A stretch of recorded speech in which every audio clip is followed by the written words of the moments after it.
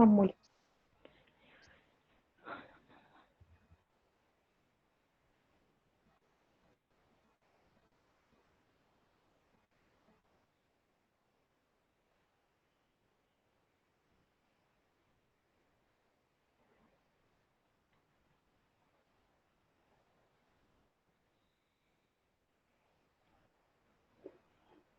Hi, Regina.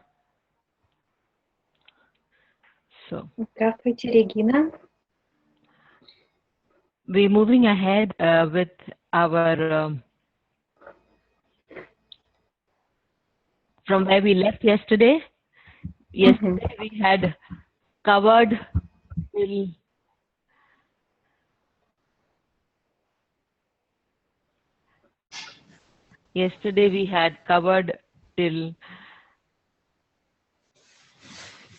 planets and their tastes.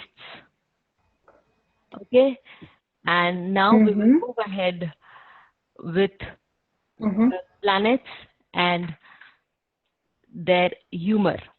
Okay, parts of the body, the diseases involved, etc. Итак, дорогие друзья, мы вчера рассмотрели последним планеты и вкусы, за которые они отвечают, и остановились вот на этом слайде конституция и части тела, за которые отвечают болезни, и также болезни, которые связаны. Before I begin, I would also like to thank two people. I would like to thank Ludmila for translating live and Julia for translating my PPT. All the mistakes in the PPT are because of my original mistakes and not hers. And thank you very much, Julia, for giving me the helping hand.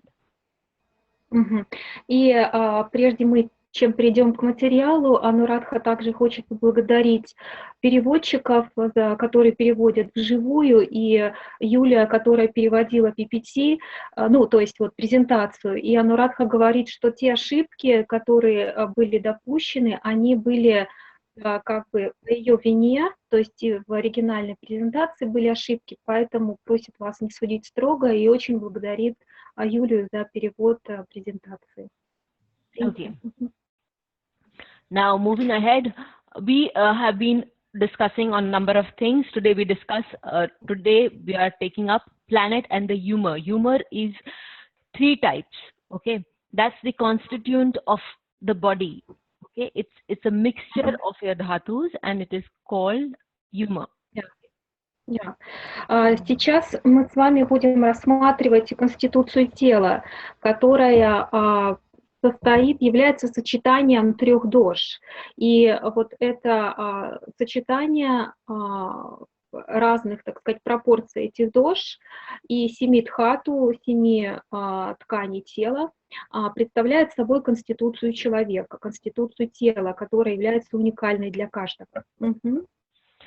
So there are 3 kinds of humor or doshas, that is the vata, pitta and kapha.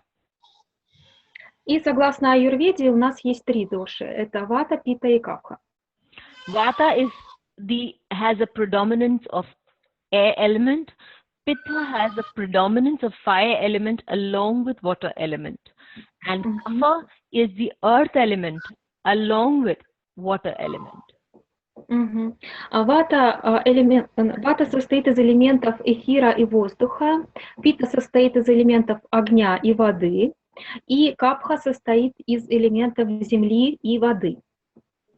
Okay, now sun has a very predominant pitta element, okay, and it is the part of the body that it rules is hair, okay. Солнце имеет доминирующую дошу питу и отвечает за голову, то есть соответствует голова как часть тела. If we can find at times that you have an afflicted sun, which is watching, say, your 5th house, okay, or it is sitting in your 5th house, you can have a lot of acidity problems. Which problems? acidity, intestinal acid, acid reflux people have. Yes. И поскольку Солнце представляет Питу, если у вас есть пораженное Солнце в вашем гороскопе, которое сидит в 5-м доме, то это может давать повышенную кислотность, то есть проблемы с желудком могут быть. People can have overheating in the body. They can have. Sun also represents the eye, the right eye in particular. So overheating, right eye issues, dental issues can. Sun also represents bones. So dental issues can also happen. И мы уже говорили с вами, что Солнце также отвечает за кости, и также за зубы, и за зрение, и, в принципе, точнее, за правый глаз. И поэтому при поражении Солнца могут возникать проблемы со зрением, с глазами, либо какие-то вот дентальные, то есть с зубами. Moon has the Vata plus Kapha. Okay, humor. Луна представлена ватой и капхой, то есть двумя душами. And it rules your face. И она также представляет лицо, как часть тела. So, too much of water and too much of kapha element can lead to bronchitis. It can lead to lethargy. It can lead to drowsiness. And it can also lead to lung issues. И люди, у которых доминирует, скажем так, больше представлена капха в их конституции, они могут иметь проблемы с бронхами или какие-то такими быть вялыми, сонливыми, и могут иметь проблемы в ротовой полости, там вот типа стоматитов и так далее. То есть у них больше элемент воды выражен.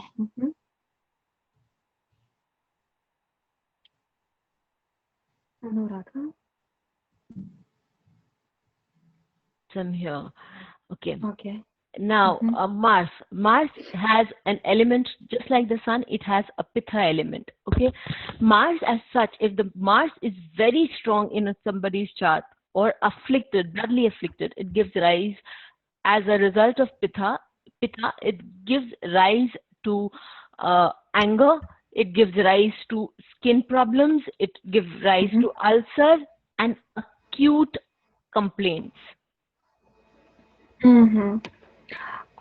Теперь переходим к Марсу. Марс у нас представлен также питой, и соответствует ему часть тела — это грудь. Люди, у которых очень выражен, очень силен Марс в карте, могут быть или наоборот поражен, могут быть гневливыми, они могут иметь проблемы с кожей какие-то, могут иметь язвы и также жаловаться на различные острые боли, возникающие у них. See, Mars, if there is a lot, it will also cause some problem in your marrow, bone marrow, because Mars also represents marrow, so it will also cause problem in your bone marrow. Overheating, overexpansion, or too much of WBCs, white RBCs counts will also fluctuate. И как мы уже с вами вчера рассматривали, Марс у нас также отвечает за костный мозг, поэтому при поражении Марса могут возникать проблемы вот с этим тонким веществом внутри костей, с костным мозгом.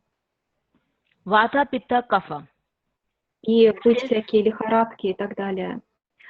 Vata, Pitta, Kapha, ruled by Mercury, all the three humor, and Mercury, the part of the body, the disease that it gives is your skin and nerves.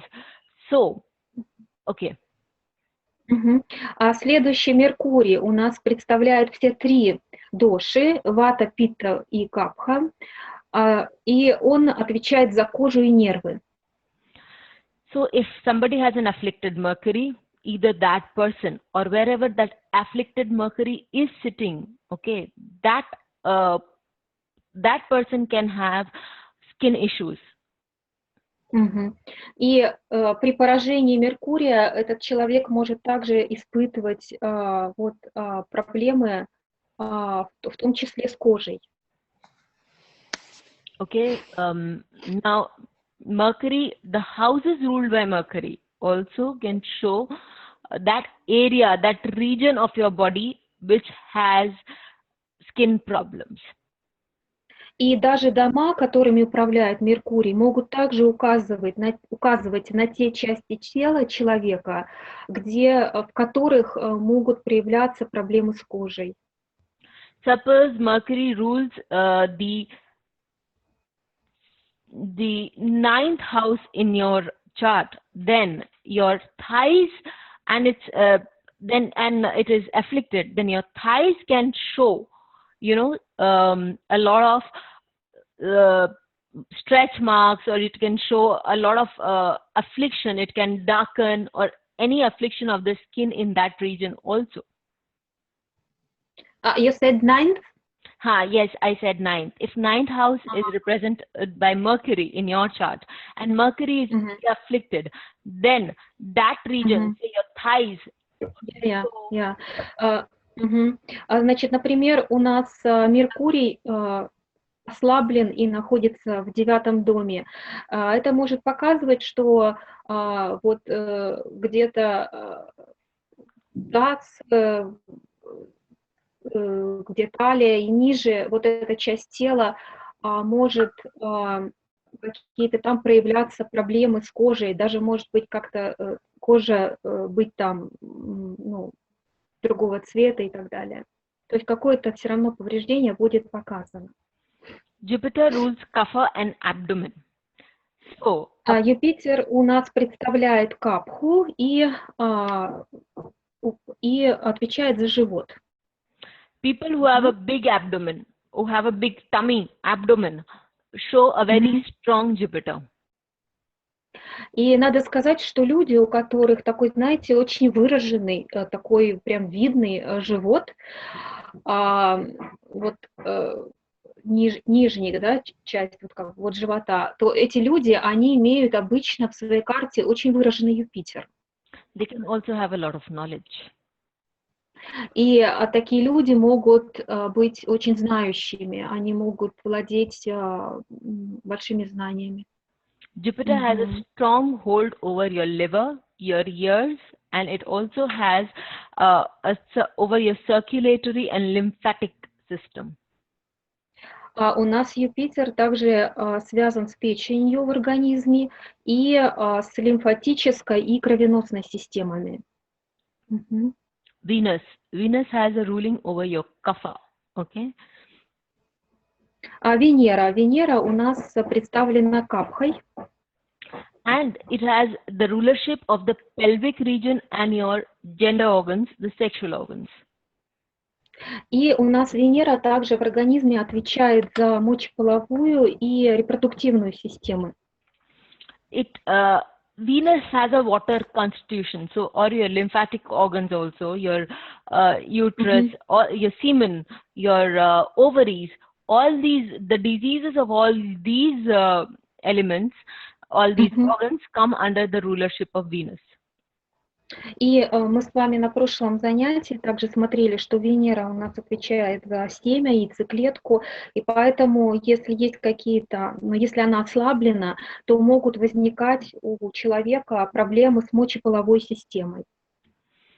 So if Venus is sitting in your, say, in your 6th house and afflicted, that affliction can either be, you can have badly afflicted, you can have uterine problems, or your maternal cousins, they can have uterine problems.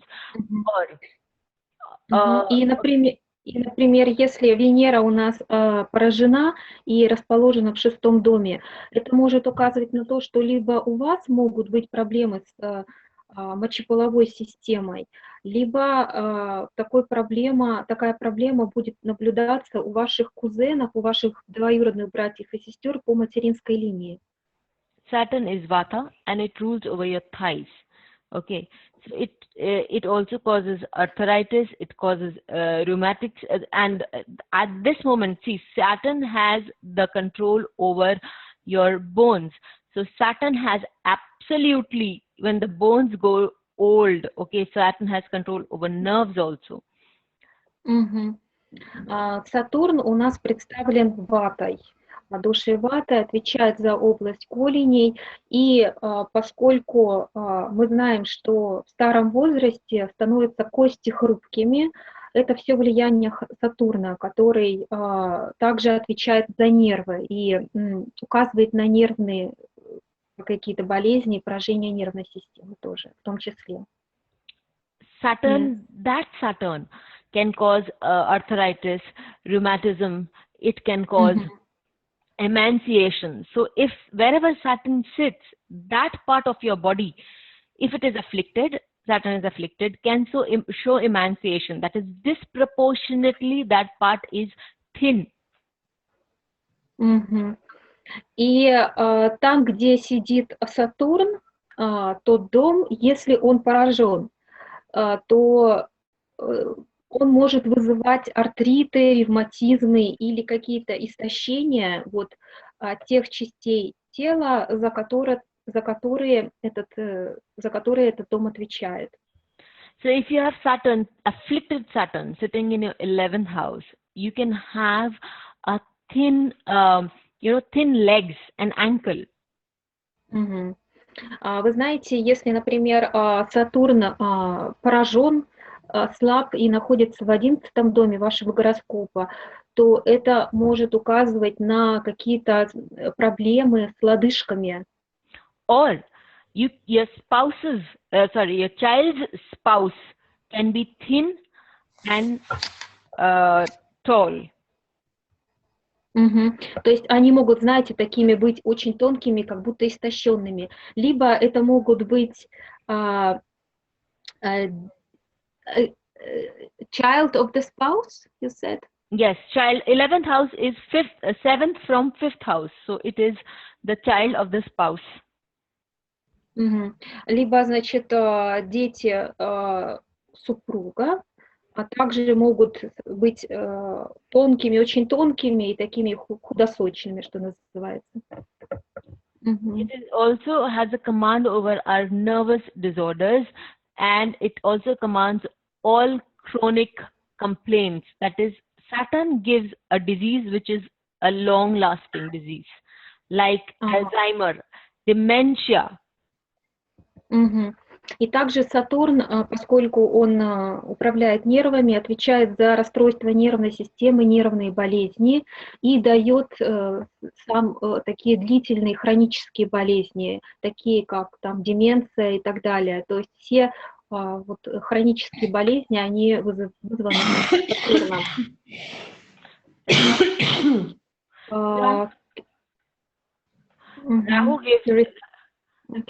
Rahu gives a problem which is epidemic.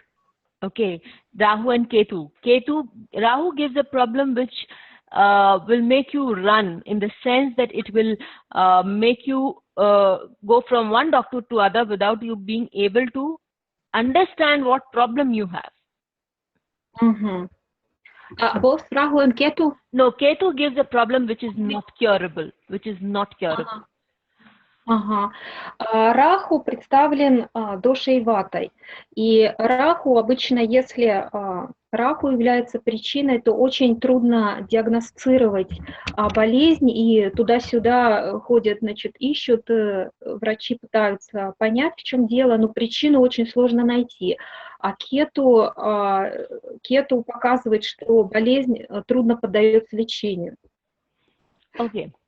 Now, know one thing, that Ketu is Pitta, so it is also anger. Rahu is air. So it is, when you have a lot of mental disorders also, they are also associated with Rahu. And when you have a lot of anger issues, they are associated with Ketu. Мгм. И Кету у нас представлен стихией огонь, а Раху стихией воздух.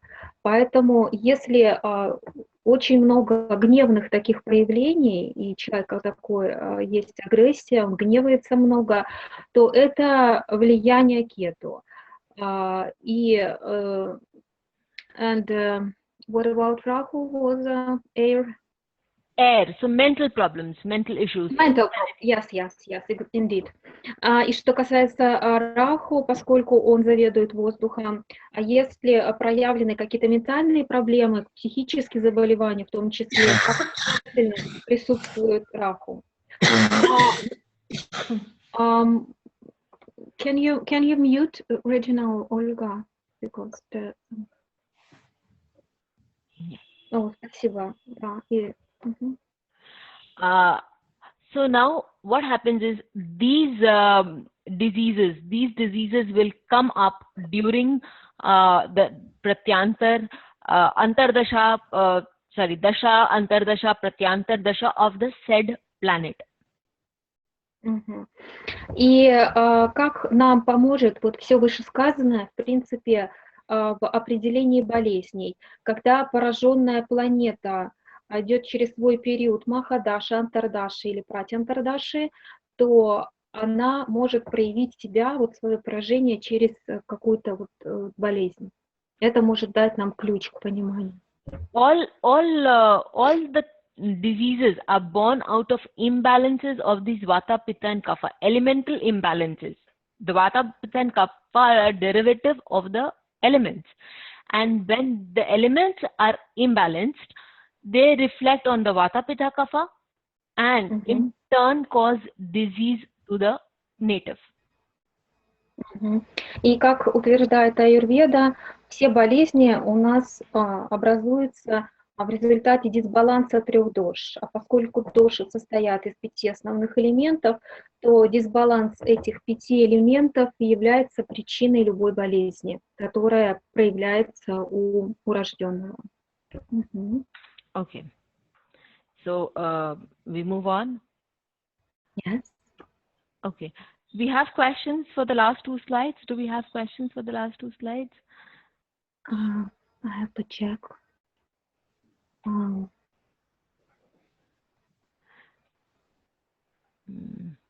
Oleg has a question. Child of the spouse means child from the previous marriages. Child of the spouse can mean child from previous marriages of the spouse also, Oleg. But what I was talking as 11th house is spouse of the child, the partner of your child. 11th house is also, sorry to just the 11th house is also the child of the spouse. It is both.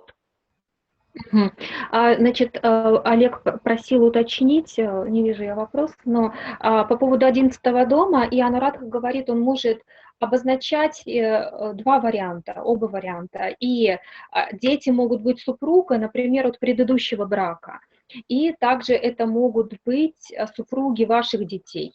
И то, и другое показывает 11-й дом. Так. Okay.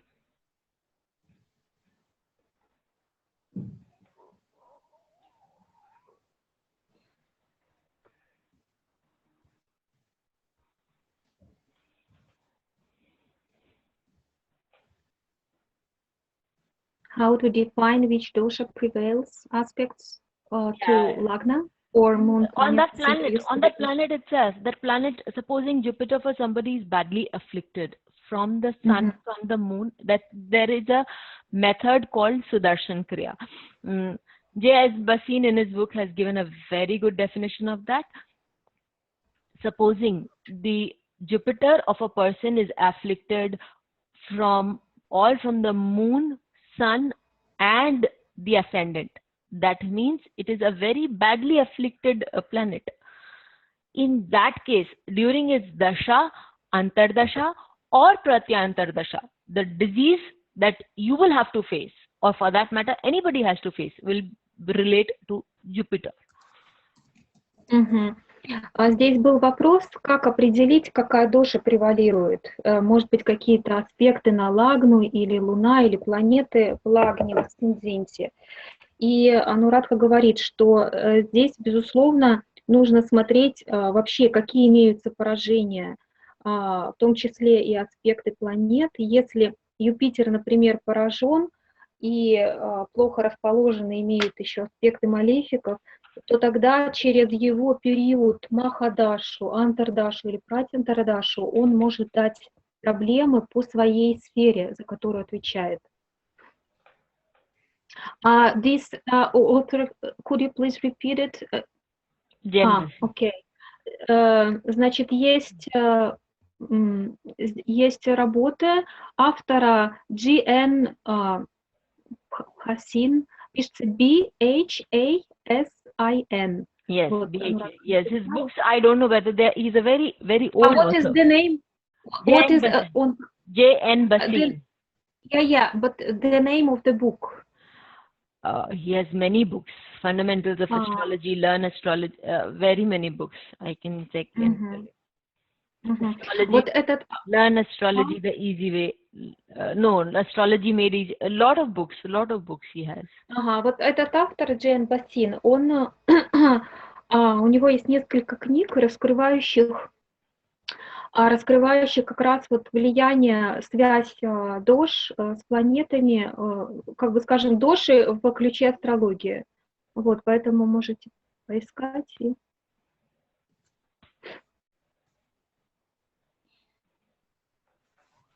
Okay, do we have any other, do you have more questions? I can check out the English questions, but anger, is it not Mars? Yes, anger, it is Mars. Anger, when Mars is very imbalanced, we will do it in the next slide, you will see the person will have very flashes of anger. Здесь был вопрос по гневу и Марсу, но Марс и есть гнев, то есть это проявление этой энергии гнева. Поэтому если Марс очень силен, либо очень поражен, то он может давать такие проявления агрессии и гнева. Мы это увидим дальше на других слайдах. Okay. Do we have any more of questions in Russian? Because that is one problem I will not be able to understand. English I will be. Bones is Sun, yeah, responsible for the bones. Yes, bones is Sun and Saturn. See, Karakas overlap. Karakas overlap. So bones is Sun as well as Saturn. Как соединить вот вопрос, что кости это Солнце, а болезни костей Сатурна? Анурадха говорит, что за кости отвечает и Солнце, и в том числе и Сатурн тоже. То есть здесь мы должны как бы несколько факторов учитывать. Okay.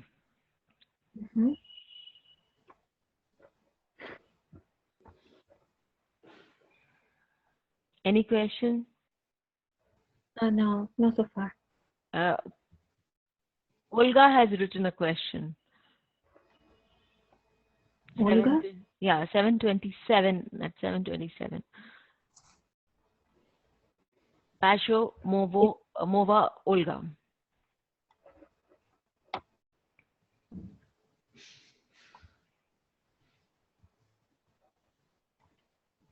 Where is it? In the beginning? Yes, near the beginning, Людмила. Окей. Так, тут был от Ольги какой-то вопрос, но пока не могу найти.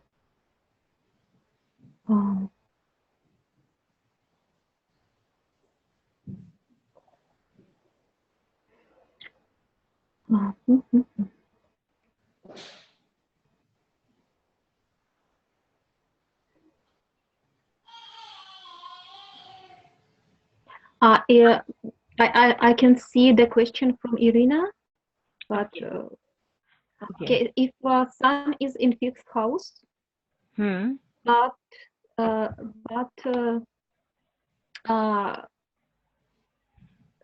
it's conjunct or has aspects of water planets. So does it reduce pitta? Yes, it does. Yes, it does. To reduce pitta, yeah. Yes, it does. Да, вот вопрос от Ирины. Если Солнце в 5-м доме и находится под воздействием или как-то связан с водными планетами, снизит ли это питу? Да, безусловно, воздействие, любой аспект или соединение водных планет поможет уменьшить питу. Угу. Okay.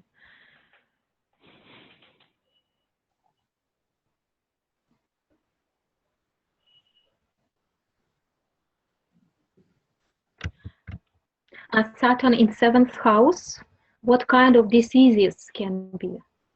Your Saturn in 7th house. See, it's not about 7th house we are talking about here. We're talking about an afflicted planet. So if Saturn is afflicted, you can have weak hip bones. Okay, if it's not Saturn in 7th house, or your husband can be tall because Saturn is tall. But if it is afflicted, your husband can have decaying teeth. Your husband can have skin issues. Wife or husband, whoever. It is the affliction. It is not the house that matters at this moment. Угу. Ну, вопрос, Сатурн в 7-м доме, какой тип болезни может показать? И Анурадха говорит, что мы сейчас не говорим о домах, а мы говорим о пораженных планетах. И неважно, где планета расположена, если она поражена, она будет приносить вот тот вид поражений или болезней, который она показывает. И да, в таком случае, в данном случае, в 7-м доме, это может показывать, что ваш партнер или супруг может какие-то иметь, например, кожные заболевания или быть где-то, влияние Сатурна, истощен как-то, худ и так далее. Но это не обязательно. Здесь больше именно пораженная планета проявляется, как вот дает такие болезни. И somebody has written, Alexander has written a question, how to define your own dasha balance. Okay, how would you define your own dasha? See, whichever planet dasha you are running, that is predominant at that time. Apart from that, whichever planet is strong, that is also underlying your constituent in the body. Okay, will you please explain, then I will get ahead. Александр еще спрашивает, как можно определить свою конституцию. Любая планета, которая управляет Махадашей, она имеет такое доминирующее влияние, и также наравне с ней планета, которая наиболее сильная в вашей карте, она тоже будет давать свое влияние. Okay, so if I'm giving an example here, if Mercury is my predominant planet, if I'm running a Mercury dasha, then I can have Vata, Pitta and Kapha, all the three problems. Or let me make it easy. If I am running a Jupiter dasha, then I can have the a problem of Kapha. Okay, and I can also have liver issues. I can show at that time ear problems.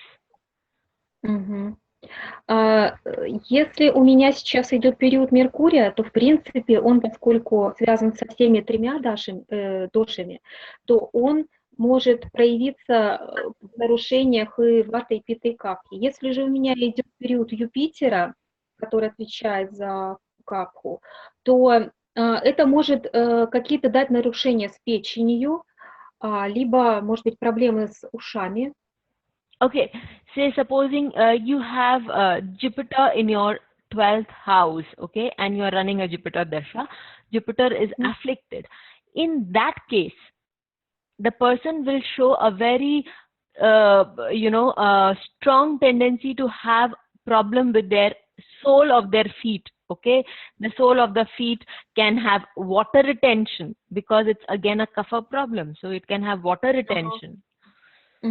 Такой пример. Если, например, у вас в 12-м доме расположен пораженный Юпитер, то в свою дашу или антардашу он может дать человеку проблемы со ступнями такого плана, например, отеки нижней части ног, потому что капха это вода, и вот такого плана могут проявляться в той части тела проблемы.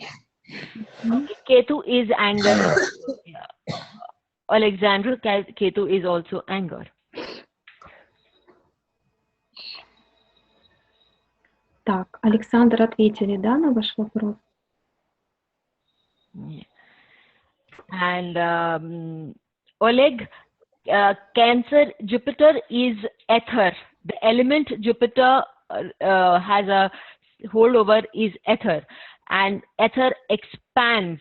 Your vacuum expands, and as such, Jupiter also expands. Cancer cells expand, so Jupiter also have afflicted Jupiter can also give you cancer. И здесь также вопрос, может ли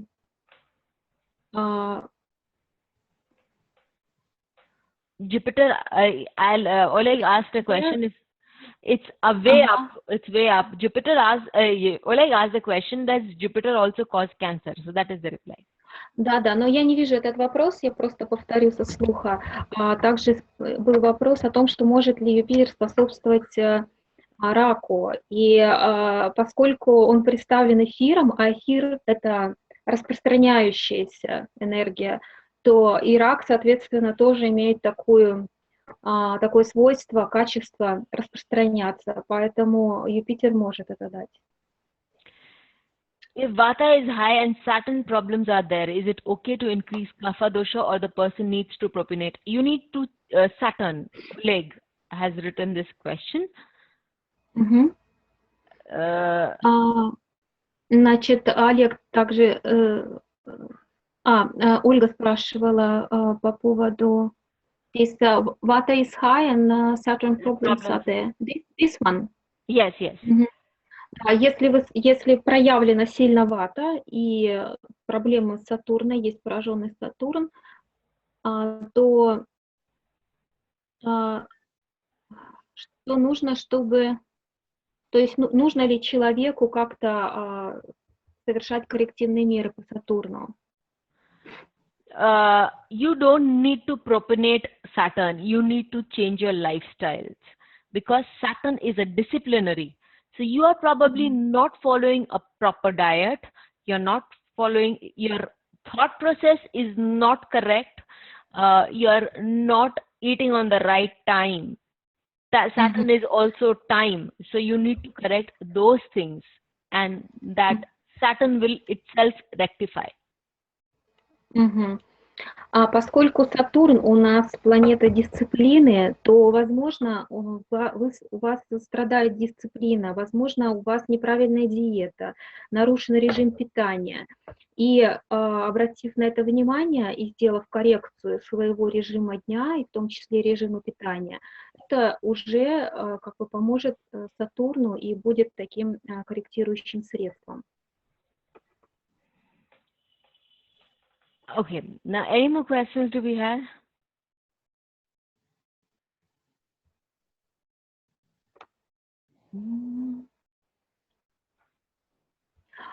Ольга, про Юпитер проблемы не с ушами, а с печенью, но уши там тоже, Юпитер отвечает за уши.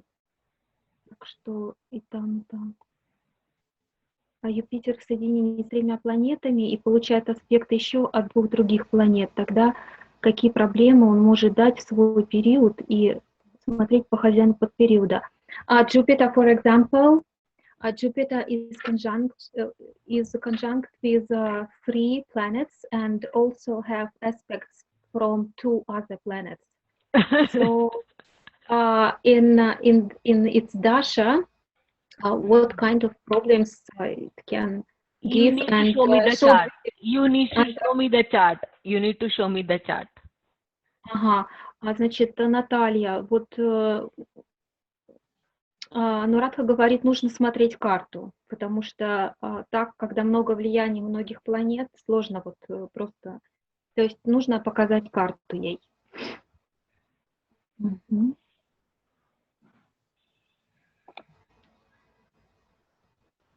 Which planet gives fears and phobias, Moon or Rahu? Moon and Rahu together can really mess you up. It's phobias. Rahu basically does that, and it plays on the mind, the moon. Вопрос, какие планеты дают страхи и фобии, Луна или Раху? И Луна, и Раху вместе. А Раху, в принципе, дает вот фобии, но поскольку это влияние на ум, то здесь тоже задействована Луна. Так что это совместное влияние. Rahu is also the one thing that you know, it is illusions. So phobias are nothing but illusions. So Rahu gives you a lot of phobias. И, в принципе, фобия – это, ну, скажем так, вид иллюзии. Поскольку у нас Раху дает иллюзию, то это как раз вот и показывает, он проявляет фобии, иллюзии в виде каких-то страхов и фобий. Okay. So muscles again, Saturn. Sat is Jupiter. Muscles? Saturn, Sat, Jupiter. Muscles is Saturn, because you see the hard working, you have to work hard to build your muscles. So muscles, that is how I remember. Muscles, Saturn, fat, you sit in some place for some time, you will become flat. That is Jupiter. Значит, тут был вопрос, мышцы показаны какой планетой. Вот Анурадха говорит, что это Сатурн, мышцы Сатурн, а жировая ткань тела, это Юпитер. То есть мышцы, чтобы нарастить мышцы, это нужно упорно трудиться, такое достаточно большие усилия прилагать, и это показано Сатурном. А жир, это жировая ткань, это Юпитер. Any more questions? Have you missed out on questions? If there are questions, people, otherwise we can go ahead with the second slide. Which planet can cause problems with childbirth? And then we have to consider houses. We have a lot of planets, but it is specifically the 5th house, which is not here, so we can't discuss this in planets. But many planets can cause, but it is predominantly house. Но вот был вопрос от Олеси, проблемы с деторождением, какая планета может дать. И в данном случае нужно смотреть уже дома. То есть мы сейчас ведем разговор о караках просто планет, их проявлениях. Но в данном вопросе нужно смотреть там и 5-й дом, и другие. Здесь уже вступают в сила домов. Любая граха, да, проблемы. A retrograde planet exalted can cause some problems? Yes. Any planet? Yes, depends. Depends on a lot of other factors also. Да, не знаю, слышно было, нет, вопрос. Любая граха, вакра, вучи даст проблемы. Да, вопрос, да, может дать, но опять-таки нужно смотреть несколько факторов. Это зависит от других факторов тоже. Okay. Moving ahead. Okay. Да, давайте пойдем дальше. The temperament of, or the psychic, the mental makeup of a planet.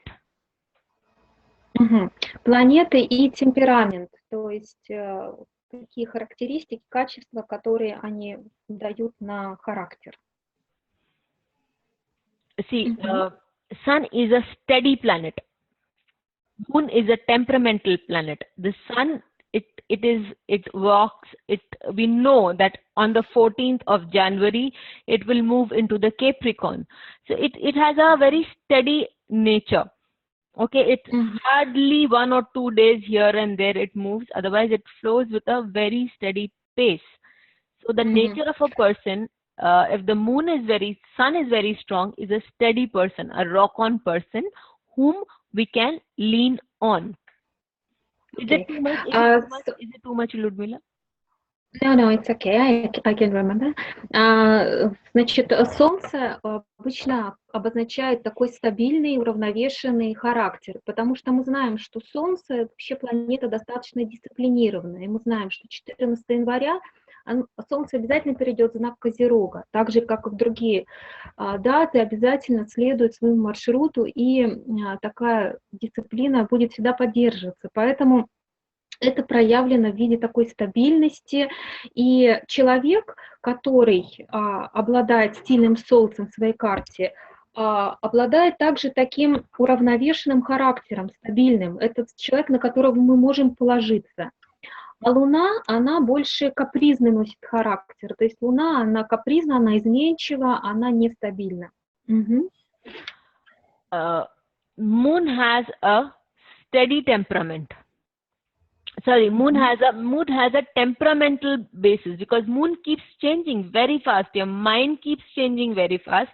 It's also watery in nature. Water keeps running very fast. So you can think, so wherever moon sits, that place, that person, if moon is sitting in your ninth house, then it could be possible that, you know, your spouse's sibling can have a very temperamental nature. И Луна, она, поскольку часто меняется, у нее фазы быстро меняются, то и она обозначает также изменчивый ум, она вот носит такой нестабильный характер, достаточно капризно. И также это выражено стихией воды, вода тоже быстро меняет свое направление. И там, где находится ваша Луна, допустим, в 9 доме расположена Луна, это может указывать на то, что младшие братья или сестры вашего супруга или супруги могут быть такими капризными, менять настроение или мнение быстро, такими нестабильными по натуре. Mars, wherever it shows violence or a violent temperament.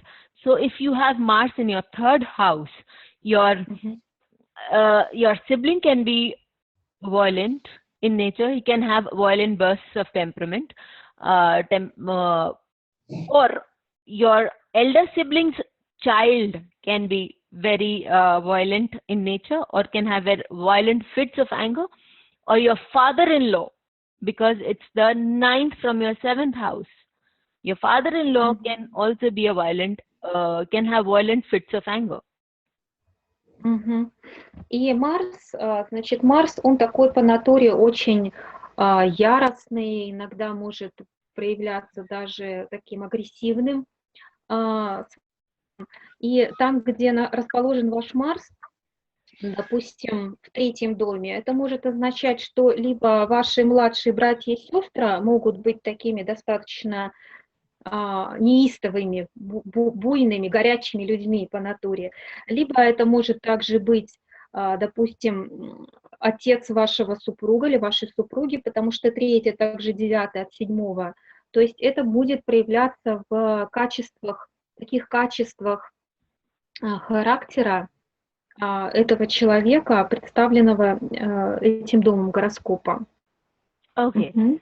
Now, if somebody has Mercury is generally a mixture of all, but generally a rash planet. It's a volatile planet. It does things very quickly and very suddenly. Меркурий вообще обладает смешанными качествами. Это такая волатильная планета, которая достаточно переменчива по своей натуре. Okay. Now, supposing that is the reason why Mercury needs somebody around it, because Mercury is very rash.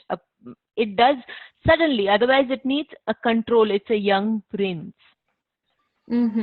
И как мы помним, Меркурий это молодой принц, это принц-перебенок, поэтому обязательно нужен кто-то в окружении его, потому что у него такая вот нестабильная природа, характер такой меняющийся, и ему нужен кто-то рядом, чтобы, так сказать, вот им. Jupiter is mild-hearted and soft-hearted. Но Юпитер это, конечно, такой очень спокойный, мягкий человек, добросердечный. So if Jupiter is sitting in your 12th house, your paternal grandfather, your paternal grandmother or your maternal grandfather, they can be they can be mild-hearted and soft-hearted. Okay. Например, Юпитер у вас находится в 12-м доме вашей карты, и это означает, что, например, бабушка по отцовской линии, либо дедушка по маминой линии, они будут очень такими мягкими, очень спокойными, добросердечными людьми. Okay. Now, if we have Venus, Venus is easygoing and accommodating. If I have a Venus in my 6th house, that means I will have very easygoing and accommodating servants, or very easygoing and accommodating employees, or very easygoing and accommodating maternal cousins.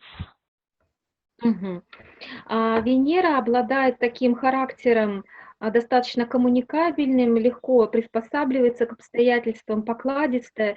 И если у меня Венера стоит, например, в 6-м доме, это может означать, что либо коллеги по работе будут такие добродушные и покладистые люди, с которыми можно легко найти общий язык и общаться, либо это могут быть такого характера слуги, прислуга, либо это могут быть двоюродные братья и сестры по материнской линии. Okay, now if we have Saturn, wherever Saturn sits, you know that there is somebody who is going to be harsh, hard-hearted and cruel. И теперь знаете, там, где сидит в вашей карте Сатурн, то вот тот человек, та личность, обозначенная домом, могут быть иногда проявлять себя как такими суровыми и даже жестокими, такими жесткосердечными людьми могут быть. Okay. So we move on to the next slide. As we see, what is the color? Sun is copper colored. А теперь давайте перейдем к следующему слайду. Планеты и цвета, за которые они отвечают. Солнце показывает на медный цвет. Okay. Цвет меди. Moon is white colored and Mars is deep red color. А Луна светлый белый цвет, Марс темно-красный.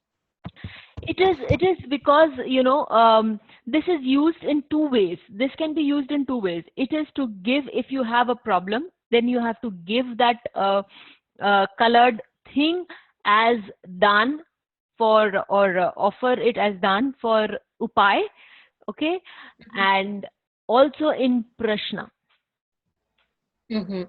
И для чего вообще вот мы рассматриваем эти цвета? Они могут использоваться в разных случаях.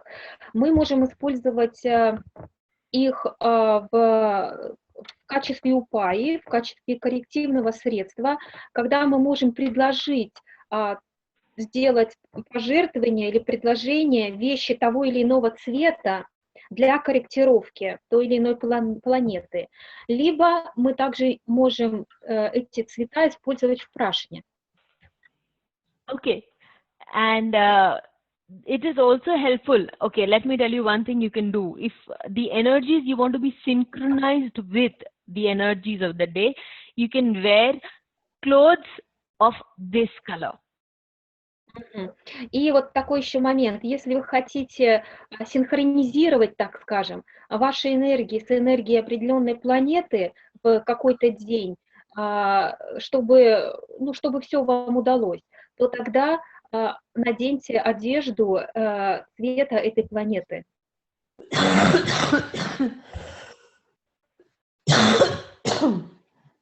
Регина, можете микрофон ваш выключить? Пожалуйста. Спасибо. Then we have Mars, which is deep red in color, and Mercury, which is green in color. Про Марс мы сказали, темно-красный, Меркурий, зеленый цвет. So you can wear a green color on a Wednesday, or you can give, if your Mercury is afflicted, you can give green substances, green things to people to balance your Mercury. И таким образом, если у вас ослаблен Меркурий, то по средам, в день, за который отвечает Меркурий, вам нужно носить зеленую одежду, одежду зеленого цвета, или также предлагать людям вещи, какие-то предметы зеленого цвета. Таким образом, это может гармонизировать ваш Меркурий.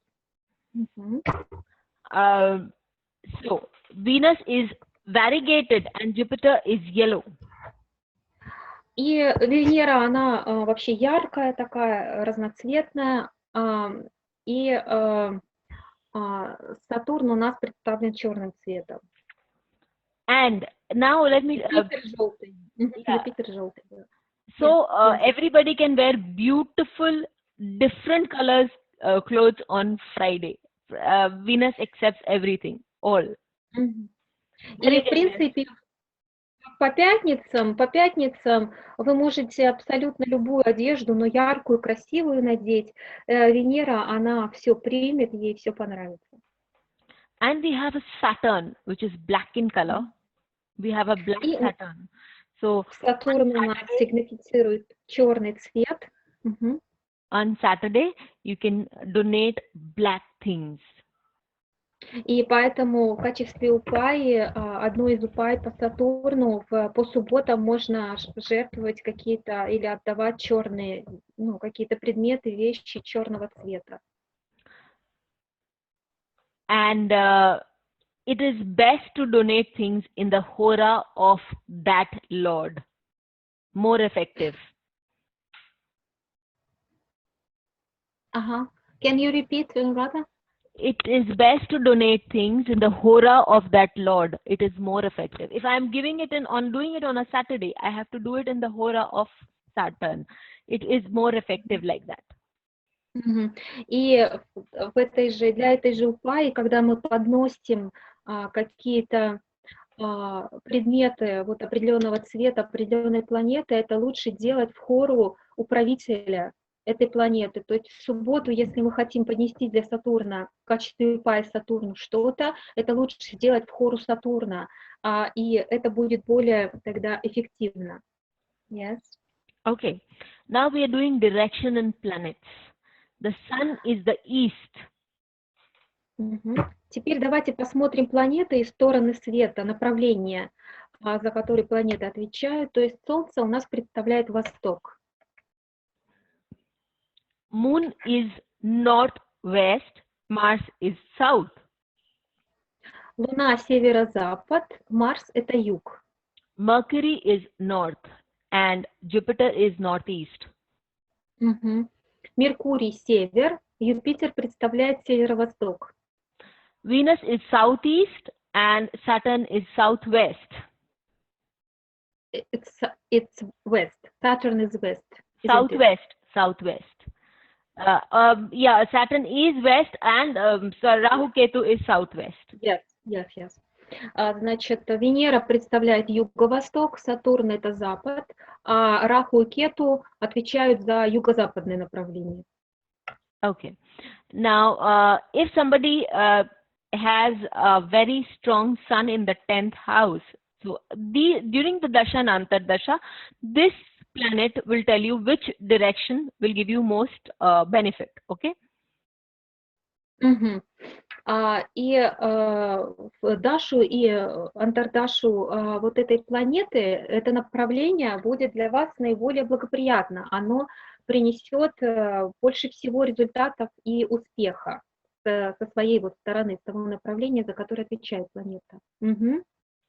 So, if somebody is running the Dasha of Venus, which represents the southeast.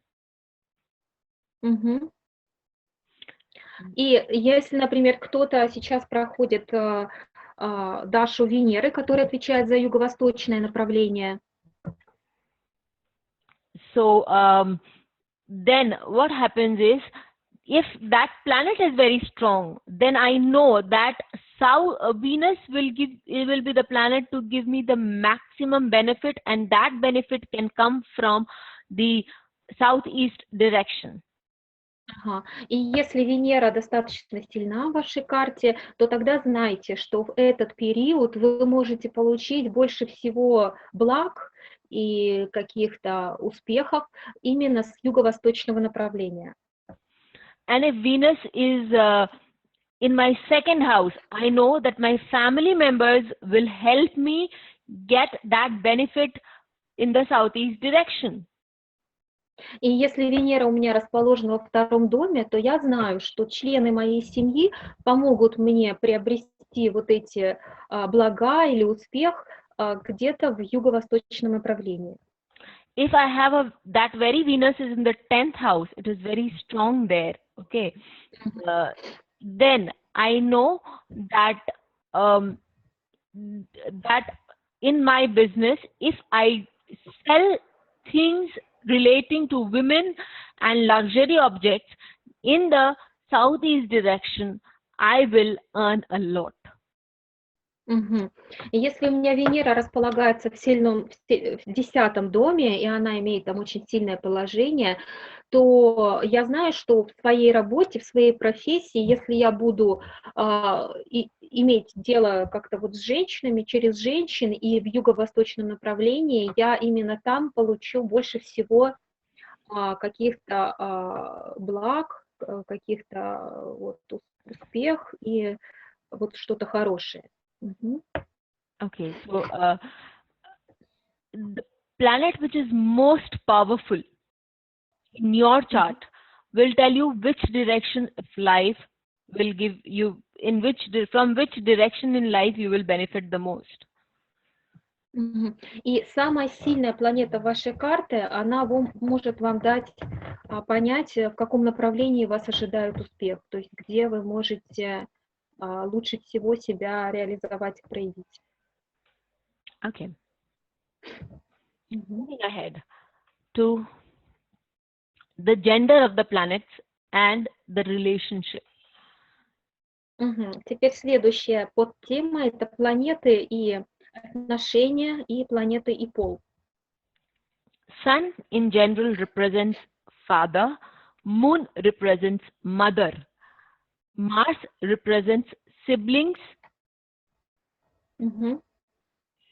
Солнце у нас в целом представляет отца, Луна символизирует мать, а Марс младших братьев и сестер. Okay. And then we have Mercury, which represents maternal uncle, Jupiter, which represents cousins, children and grandparents. Mercury represents maternal uncle and cousins. Меркурий показывает дядей по материнской линии, либо двоюродных братьев и сестер тоже по материнской линии. Юпитер — это дети и бабушки, дедушки. So, you know, the female, male, that will come later, but it will also show how you connect with that particular, you know, set of people. So, say supposing somebody has Jupiter in the 10th house and so 10th house and your children represent the 5th house. So, you will connect with them not very, you know, you will always have a strong struggle relationship with your children. И здесь также нужно понимать, как это может проявляться в карте, вот эти родственные связи, отношения. И, например, у нас Юпитер в 10-м доме, но 5-й дом у нас показывает детей. И такое положение может показывать на то, что иногда с детьми будут разногласия, могут возникать какие-то ссоры, недоразумения. If you have a Saturn in your 5th house, okay, your child might be having a number of servants in his house, or your child might be doing service to somebody. Мгм. Если у вас в 5-м доме располагается Сатурн, то это может означать, что либо ваши дети будут иметь прислугу, либо, может быть, наоборот, ваши дети будут где-то работать в сфере услуг, в сфере сервиса, обслуживания.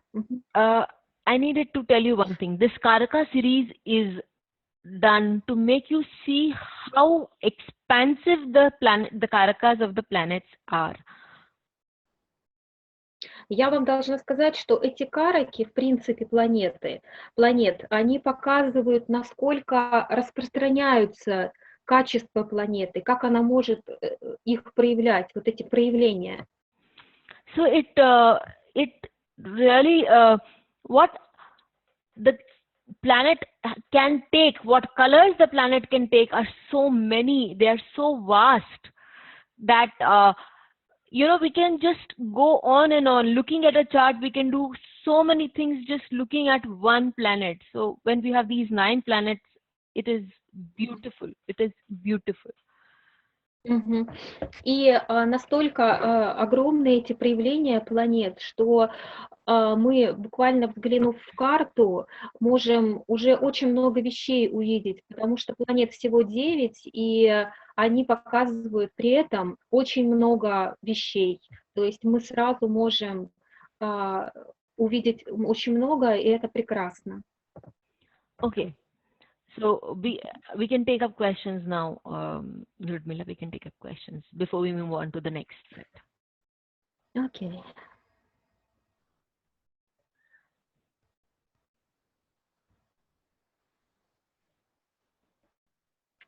My full moon is exalted, so it is still temperamental. Yes. Exalted. Yes, no, exalted moon. Let me tell you, exalted moon is a moon which is in a fixed sign, in an earthy sign. These people, once they get a fixed idea, once they get an idea, they will never change that idea. It's like written on rock. Здесь вопрос, если Луна в экзальтации, то она все равно будет капризной, переменчивой или уже более стабильной. А Луна в экзальтации, безусловно, все равно остается Луной, но ее стильное положение показывает то, что если человек, например, что-то задумал, то это все, он уже мнение свое не изменит, он будет стараться вот осуществить задуманное, то есть это уже как высечено на скале. Mars in Pisces, is it not so violent? Mars in Pisces. Yeah, because there is a strong, Pisces is a water sign. Yeah. Вопрос, Марс в рыбах уже не будет таким жестоким? Да, поскольку рыба это водный знак, вода она будет сглаживать вот этот огонь Марса.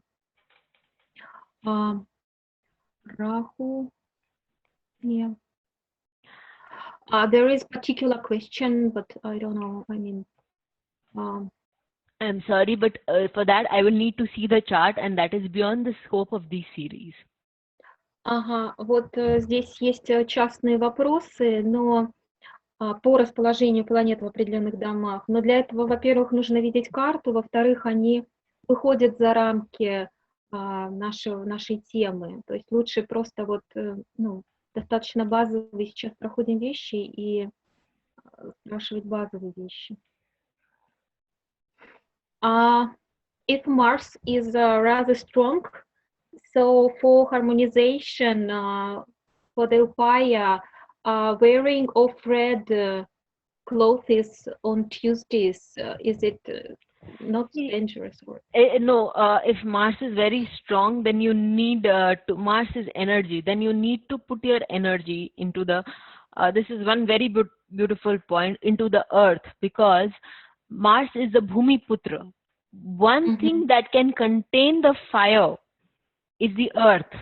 Okay, inside the earth's surface, under the earth's surface, there is huge, the temperature is thousands of degrees, okay, and earth contains it. So there is only one element which can contain the fire of the earth, of Mars, and that is the earth. Such people should work in gardens. Such people should do a lot of work related to the earth to balance their energy. Здесь интересный вопрос по поводу, если Марс чересчур силен, то в качестве гармонизации носить красную одежду во вторник будет опасно. Что делать в таком случае? Марс, когда Марс сильный, то это означает, что у вас очень много энергии, потому что силен огонь в вас. И лучше всего такой огонь гасить землей. То есть такие люди, это Бхуми, это в принципе планета, то есть Земля внутри имеет огненное ядро, и только Земля, она способна выносить этот огонь, и никакой другой элемент. Поэтому данным людям полагается или будет очень хорошо работать с землей, например, в саду, или какие-то другие виды деятельности осваивать, которые связаны с землей. И это будет, и они таким образом будут реализовывать свой огонь, и он будет гаситься и не так опасно проявляться, как здесь спрашивают. Ага. Why Rahu has female sex? That I don't know. They say it's a female sex and it is used in Prashna also, or for the girl or child or something. So this is due to classics, yes? Yes, this is due to classics. Purely due to classics. Okay. Значит, вопрос, почему у Раху женский пол. Ну вот Анурадха говорит, не знаю почему, но это согласно классике. И в принципе этот пол, он здесь нужен для того, чтобы использовать его в прашне. То есть когда потеряны какие-то вещи или нужно, наоборот, определить того, кто украл, то вот эти вот моменты используются в прашне. Так. Ну вот какие-то... There is a big question from Olga Tretьякова. Can you see it in English also? Okay, let me take it out. Sorry. Okay. Somehow, sorry, escape. Chat, just a second.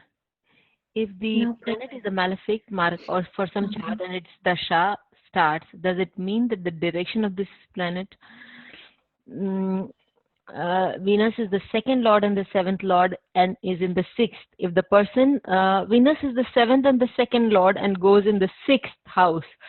So it is a Maraka planet, and this person, this is a very different problem, but okay. I'll tell you, Olga, if the planet is a malefic and for some chart it has the dasha, does it dasha starts? So if Venus dasha starts, like it is, the lagna is Aries lagna, Venus rules the second and the seventh house. Both are Maraka houses. Ludmila, you translate, then I will continue. Okay. Yes. Значит, друзья, здесь такой вопрос есть. Что я зачитаю его? Что если планета малефик для конкретной карты, допустим, Венера, к примеру, она хозяин 2 и 7 домов Мараки и находится в 6.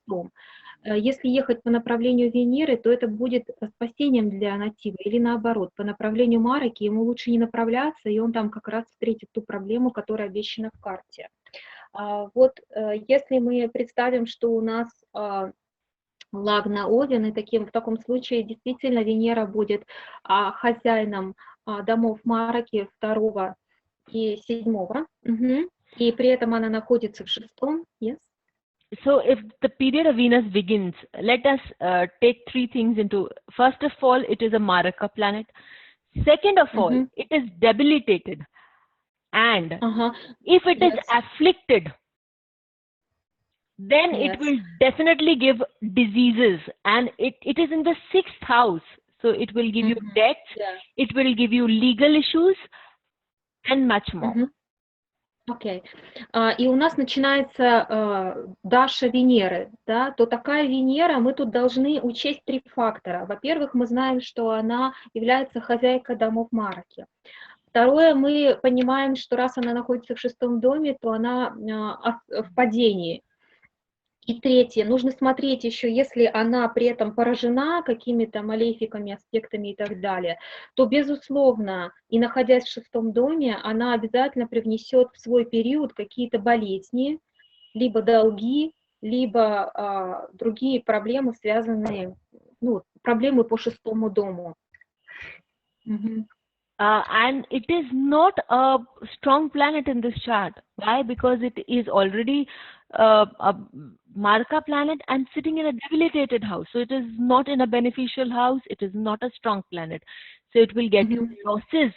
If you go in the direction of Venus, that is southeast, it is likely to get you losses. Yes.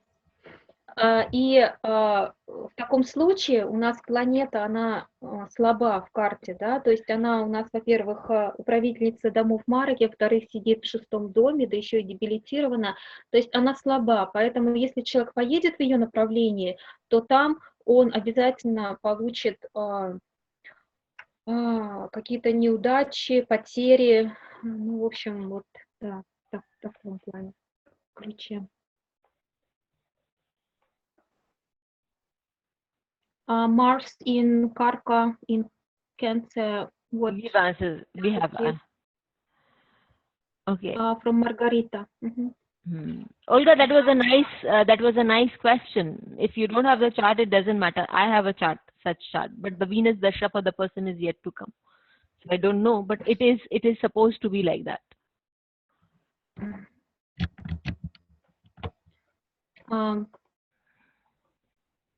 So,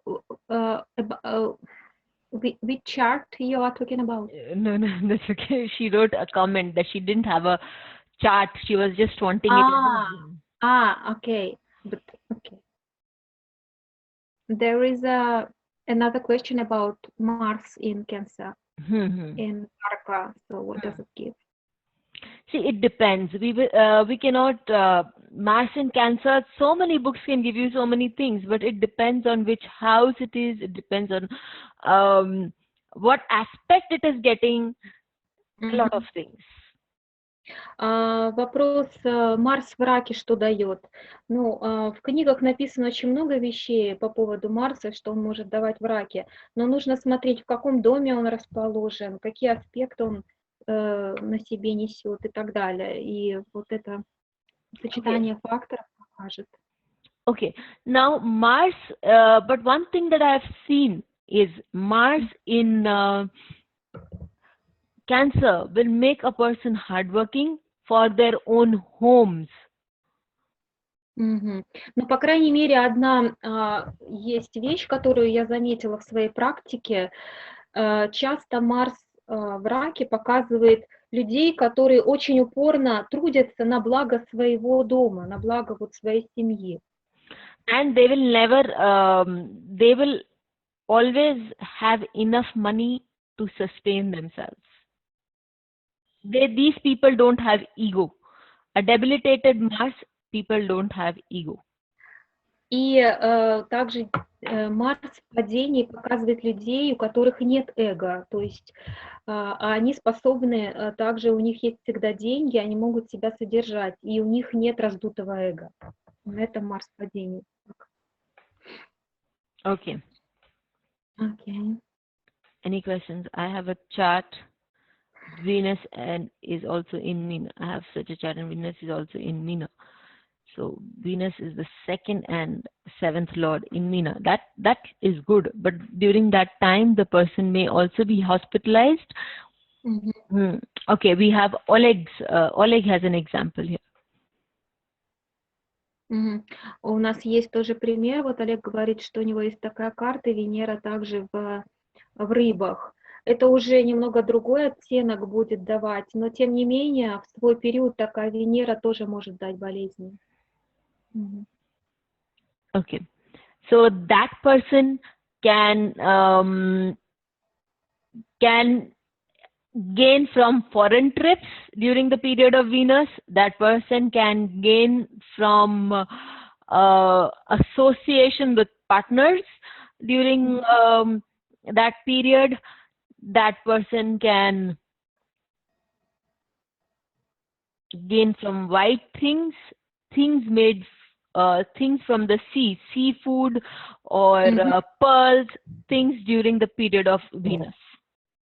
И также в период такой Венеры этот человек может что-то получить от партнеров заграничных, и вообще у него будет как проявлено партнерство и какая-то вот связь с партнерами. Также предметы, связанные с морем, это могут быть морепродукты или какие-то другие вещи. То есть вот в период управления в Дашу этой Венеры могут быть проявлены вот эти вещи. Okay. Any questions?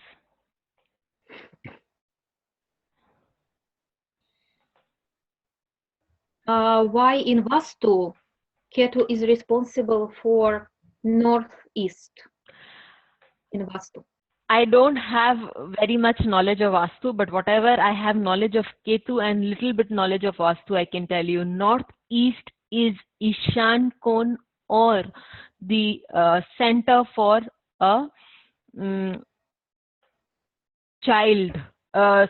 God. It is the area dedicated to God. Ketu is a spiritual planet, so they will have that is all that I can say about Vastu. Окей. Здесь есть тоже хороший вопрос, почему в Васту Кету отвечает за северо-восток. Но Анурадха говорит, что она не очень много знает о Васту, но предполагает, что вообще северо-восточное направление – это там, где находится алтарь, это место, связанное с Богом. И Кету, поскольку является планетой духовной, то, возможно, это вот играет такую роль, что Кету также как-то в Васту проявляется на северо-востоке, поскольку это планета духовности. Okay. I think we can proceed. Okay. So we move ahead with... Пожалуйста. Thank you. Yes. Okay. So we move ahead with Karakas. Okay. Karakas are, the word Karaka literally means one which does. Okay. The one who is doing the work. So if Mars is the Karaka of a soldier, it does the work like a soldier. Караки. Переходим к каракам. Карака вообще буквально переводится как тот, кто делает, или тот, кто причиняет, тот, кто как бы вот является причиной.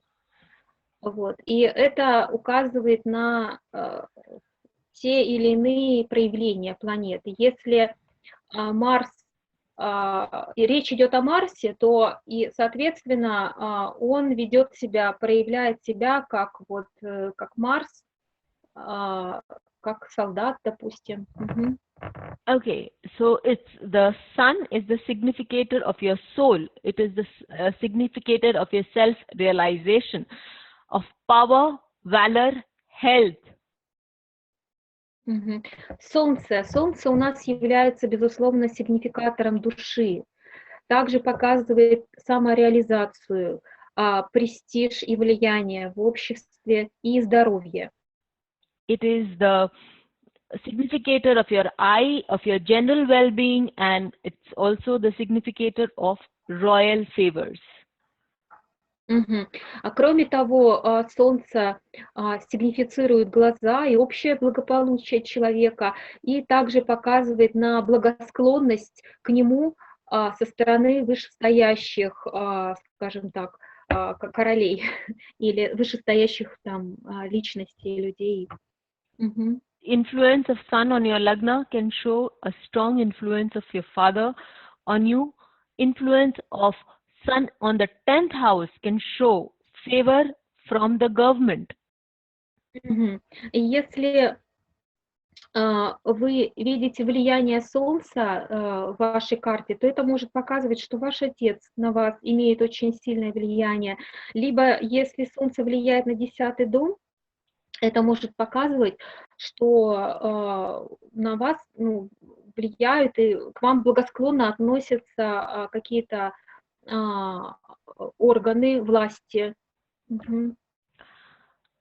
Sun in the 7th house, sun in the 12th house can show that you need to visit the hospital. You could need to visit the hospital or the doctor because of eye problems. Солнце в 12 доме может показать, что вам придется посетить больницу из-за проблем, например, с глазами. То есть вам придется к доктору обратиться по поводу зрения. Мгм. Moon. Moon is the heart, it is the understanding. Okay? It represents emotions, it represents sleep, it represents your good name and fame. Мгм. А Луна у нас вообще показывает сердце, и также это сигнификатор того, как понимают нас люди. Луна также показывает наши склонности и эмоции. Кроме того, Луна является сигнификатором также сна, счастья и нашего доброго имени. Moon denotes travels, moon denotes water reservoir, and it also denotes wealth. Not to say that moon denotes your mother foremost. Вообще, также Луна обозначает путешествия и любые водные какие-то резервуары, водоемы, связанные с водой. Кроме того, Луна также может показывать богатство, но больше всего мы знаем как Луну сигнификатора матери. Moon in your 5th house could mean that your children would be traveling a lot. Moon in your 3rd house can give a lot of wealth to your sibling with travel. Угу. Луна в 5 доме может показать, что ваши дети будут много путешествовать, а Луна в 3 доме может показать, что ваши, допустим, младшие братья и сестры будут богатыми, такими процветающими или тоже будут путешествовать.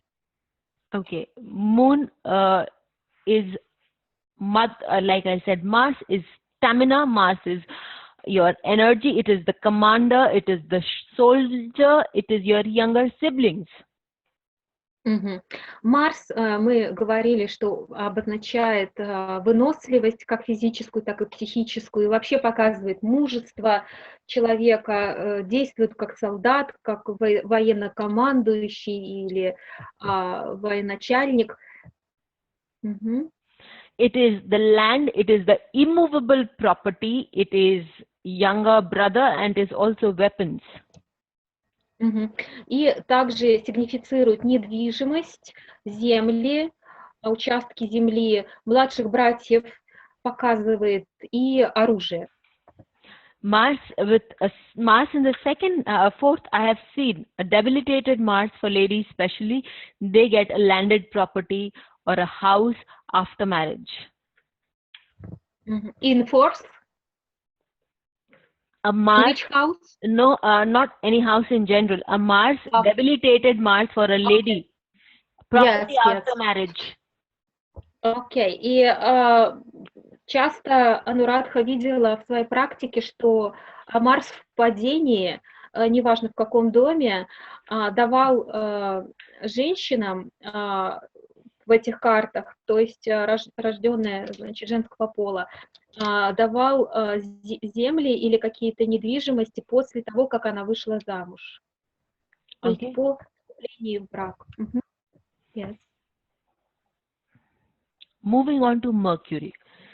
Mercury is intelligence, it is speech, it is business, it is your thoughts. Переходим к Меркурию. Меркурий — это интеллект, это ум, это речь и наши мысли, то есть это также вот такая проницательность. It is your education, it is your learning, it is your mathematics. A strong Mercury can give you a very good sense of calculation. А также Меркурий отвечает за образование, учебу, за нашу способность вообще учиться и усваивать науки, предметы и математику. И сильный Марс может показать ваш талант в расчетах. It is writing, it is publication, and it is also grammar and dancing. Также Меркурий показывает и торговлю, и бизнес, как вначале говорила Анурадха, и также это грамматика, показывает танцы и двоюродных кузенов, кузин, двоюродных братьев, сестер. It is amulets, it is your maternal uncle and your cousins. Это также Меркурий сигнифицирует амулеты, талисманы, дядю по материнской линии и друзей. It is also your friends. Друзья и двоюродные братья и друзья. So if your Mercury is sitting in your 7th house, your husband can have a lot of friends, or your spouse can have a lot of friends. И если Меркурий, да, и также было писательство, издательское дело, и вообще вот это связанное с писательством, тоже это Меркурий. И если Меркурий сидит в 7-м доме, то может ваш супруг иметь очень много друзей, например. Okay. Jupiter represents wisdom. Jupiter represents wisdom. Jupiter represents learning. It represents honor. It represents children. Юпитер, переходим к Юпитеру. Юпитер — это мудрость. Юпитер — мудрость и также обучение. Юпитер — это дети, показывает детей. Jupiter represents the law-making body, judicial. It is the priest. It also represents your philosophical attitude in life. Ну и поскольку Юпитер является также каракой священнослужителей, то он в вашей карте может показывать на вашу духовную направленность и философскую направленность, философский склад ума ваш.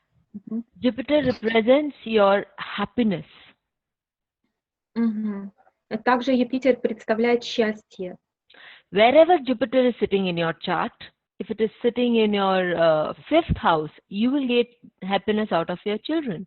If it's sitting in your 12th house, you are getting happiness out of meditation, prayers, or physical activities. If it is sitting in your 3rd house, you will feel happy singing or writing. И поскольку Юпитер представляет счастье, то в карте он тоже показывает, через что вы можете получить счастье. Таким образом, Юпитер, находясь в 5-м доме, покажет, что счастье вы получите через детей. В 12-м доме покажет, что вы получите счастье через медитацию, через молитвенную деятельность. Юпитер в 3-м доме может показать, что вы будете счастливы в писательстве. Jupiter in your 8th house will make you happy being lonely, alone. You don't mind being alone, and you love to do research. И Юпитер в 8-м доме может показать, что вы будете любить находиться один. То есть как бы без компании, сам по себе, наедине с собой вы будете счастливы. И также это может показать, что вы будете любить заниматься исследованиями. Okay, Venus. Venus is your wife, it is marriage, it is your sexual relationship, it is sense of pleasure also. And it is all sorts of fine arts. Венера — это карака жены, вообще брака, и также сексуальных, чувственных удовольствий, наслаждений. И Венера также сигнифицирует все виды искусств. Okay, Venus is all luxurious things also. Также это все виды люкс, сейчас это такие очень дорогие предметы роскоши. Wherever Venus sits in your chart, that person or that area can want luxury. И там, где сидит Венера в вашей карте, вот тот человек может, проявленный вот этим домом, он может любить предметы роскоши или носить их. Venus is also generosity and sharing. So that person can also be generous and sharing. И также Венера показывает на щедрость и на отдачу, поэтому, сидя в определенном доме в вашей карте, она будет показывать человека, который любит делиться, щедр по натуре. Yes. So if I have a Venus in my 10th house, my mother-in-law can be, because it is the 4th from my 7th house, it means that my mother-in-law can be fond of good things, luxurious things, or she can be prone to sharing things. Если у меня Венера в 10-м доме, то это может показывать, поскольку 10-й это 4-й от 7-го, это может показывать, что мать моего супруга, например, очень там, без ума от красивых вещей, вот, и очень любит предметы такие дорогие и красивые. Либо это может показывать, что она любит делиться, она щедрый человек. Okay. Moving ahead, we have Saturn. Saturn is longevity, life, calamities, sorrow, poverty, disease. Сатурн. Переходим к следующим сигнификациям. Сатурн это сигнификатор долголетия, также жизни и смерти. И помимо этого Сатурн также показывает несчастье, боль, страдания, катастрофы какие-то в жизни, болезни. Saturn is maidservant, it is also stepmother.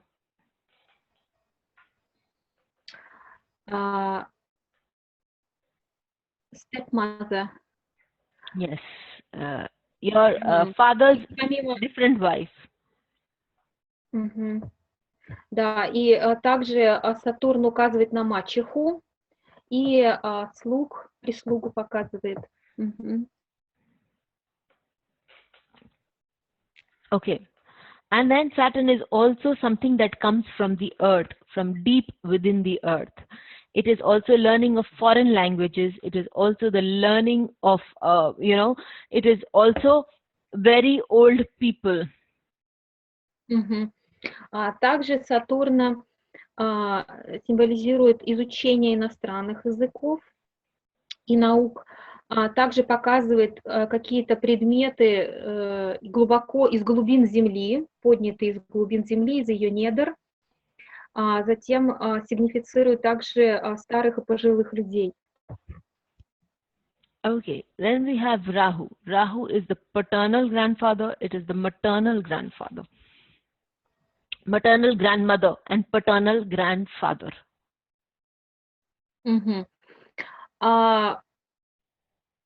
Maternal grandfather, yeah? Maternal grandmother, maternal grandmother, paternal grandfather. Раху. Переходим к Раху. Раху показывает дедушку по отцовской линии, бабушку по материнской линии. It also means with a widow. It is bad speech. If somebody has Rahu in their second house, that person can be very rude in talking. Также Раху показывает вдов и такую неприятную грубую речь. И если Раху расположен в втором доме, то этот человек может очень грубо, некрасиво выражаться. Rahu is the outcast or the foreigner, and it is also a snake. Также Раху показывает иностранцев и, в принципе, людей не из вашего круга, как бы он вне касты, и также змей. Okay, and Rahu is also skin eczema because it expands, that disease expands, eczema. Также он показывает на кожные экземы, поскольку он распространяющийся, он имеет тенденцию раздуваться, увеличиваться, и вот эта кожная экзема таким же обладает свойством. It can also cause swelling in the bodies. Также может обозначать отеки в теле. Okay, so if you have a Rahu in your second house, as I have already said, okay, somebody in your family will marry an foreigner. И отеки могут быть и также боли в теле разной природы.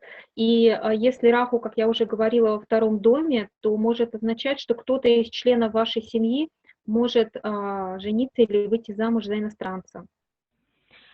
And a Ketu represents maternal grandfather and paternal grandmother.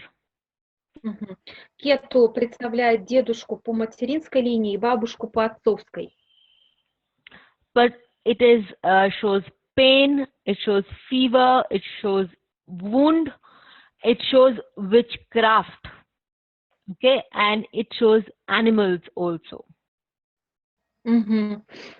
Также кету показывает на боль, на лихорадку, показывает раны на теле и на колдовство или какую-то черную магию и животных. But Ketu also shows salvation or spirituality.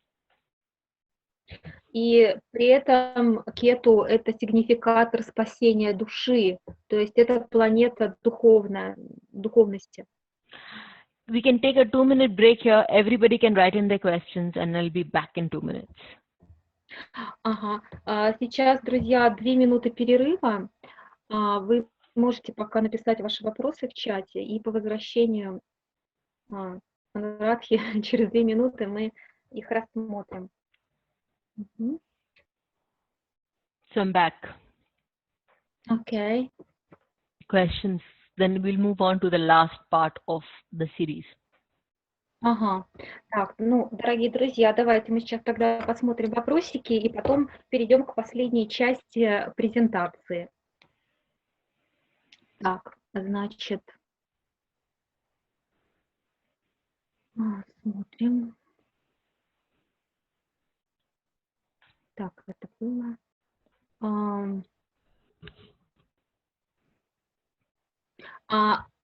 Марс, хозяин 6-го дома, в градусе Мритью в 7-м доме, уменьшит или усилит болезни.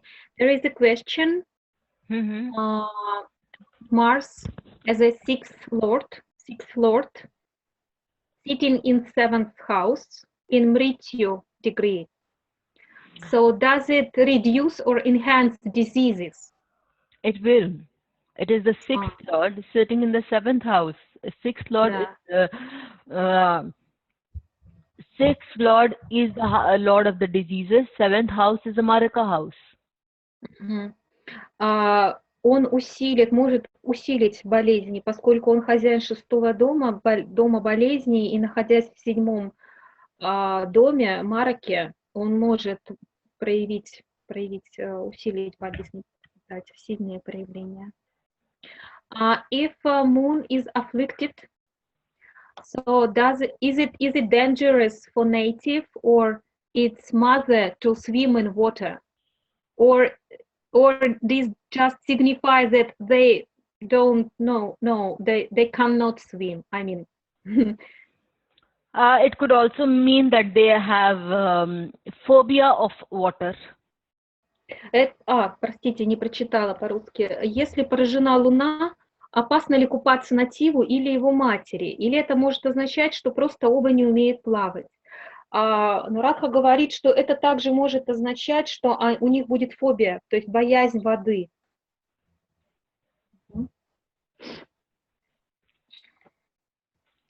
Так, Юпитер в 1-м, Jupiter in first, этот, наверное, вопрос не помню.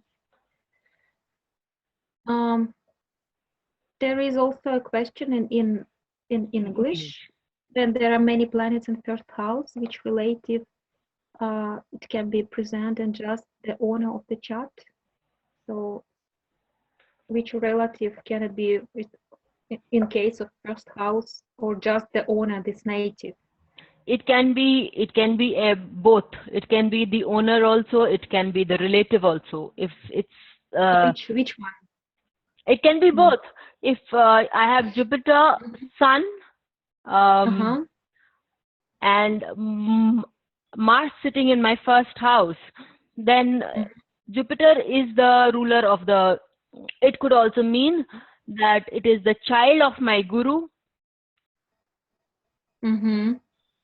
Значит, здесь есть вопрос, если есть много планет в первом доме, то вообще каких родственников они показывают, или это речь идет о нативе, то есть о владельце карты. Но вот Анурадха говорит, что может показывать и то, и другое, и третье. Может показывать вас, может показывать ваших родственников, а может показывать, например, детей вашего гуру, вашего учителя. It could also mean Sun here could represent my child's father, or it could also represent my child's guru. То есть Солнце, например, как раз может показывать либо отца моих детей, либо детей гуру, учителя. Mars can represent the spouse, the sibling of my spouse. А Марс может показывать младших братьев и сестер моего супруга или супруги. So we have to be very, we have to test the chart from all angles. You know, if it is, like I said yesterday, if it is not happening to you, it can happen to somebody else.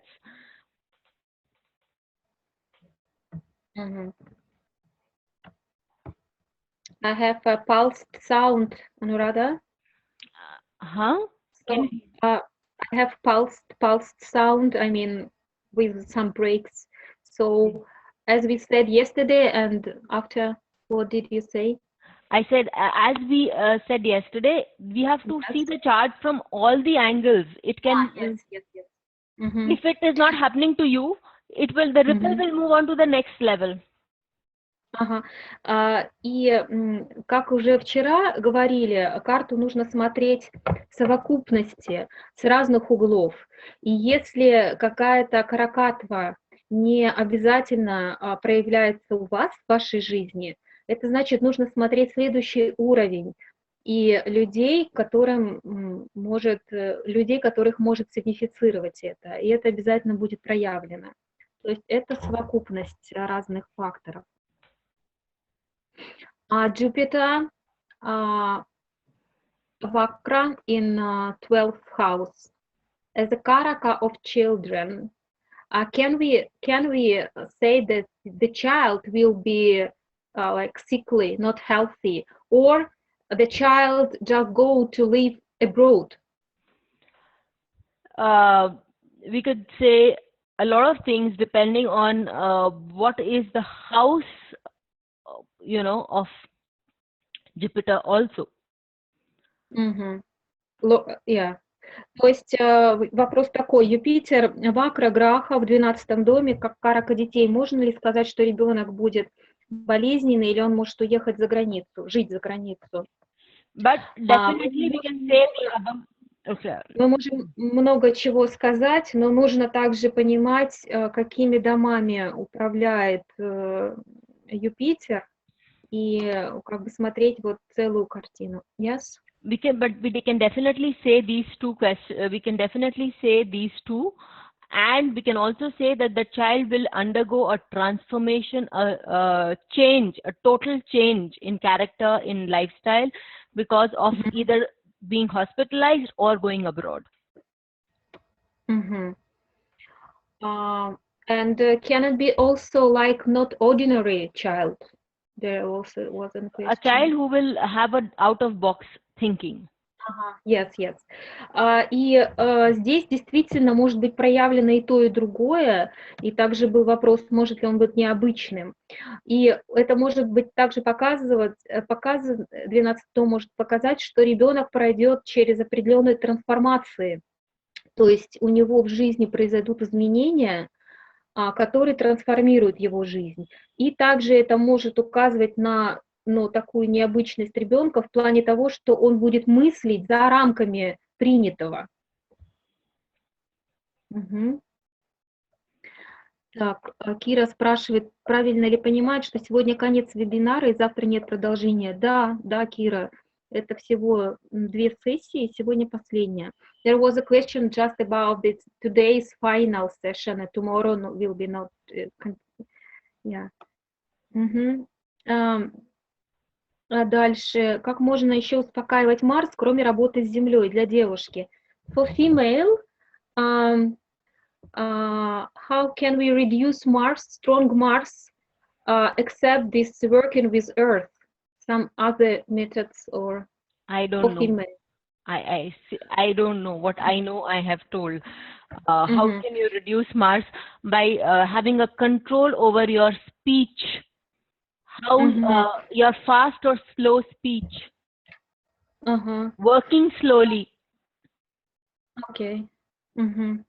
Значит, что касается вот каких-то других упай по Марсу для девушки, можно, вот Анурадха говорит, что особенно других она не знает, то, что знает, дала, но здесь можно также работать с речью, то есть контролировать свою речь, стараться говорить не быстро, а обдумывая, и также работать более спокойно, то есть контролировать вот свою энергию, вот эту сильную, мощную, которую дает сильный Марс.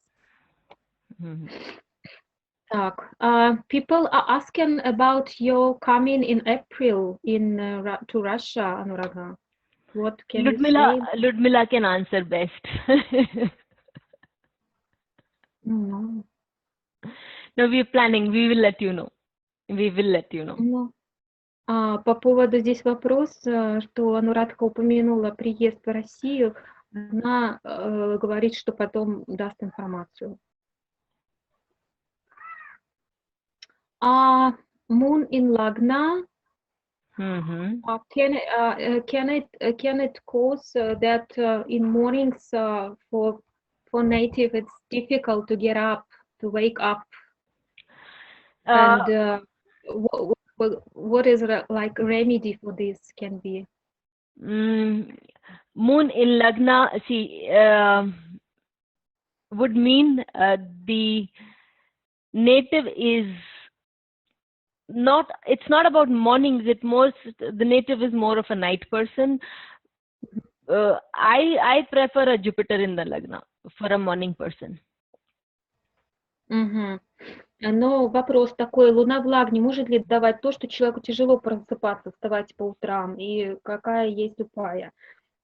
Но Луна в Лагне не говорит о том, что этот человек ночной, что он такой ночной образ жизни ведет и так далее. Скорее, Анурадха говорит, она бы сказала, Юпитер в первом доме в Лагне может такое давать.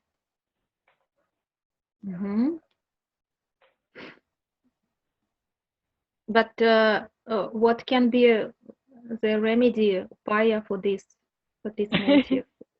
You're born with it. Get up, yeah? Yes, you have to get up and go to work. You're born with it, you have to learn to overcome that.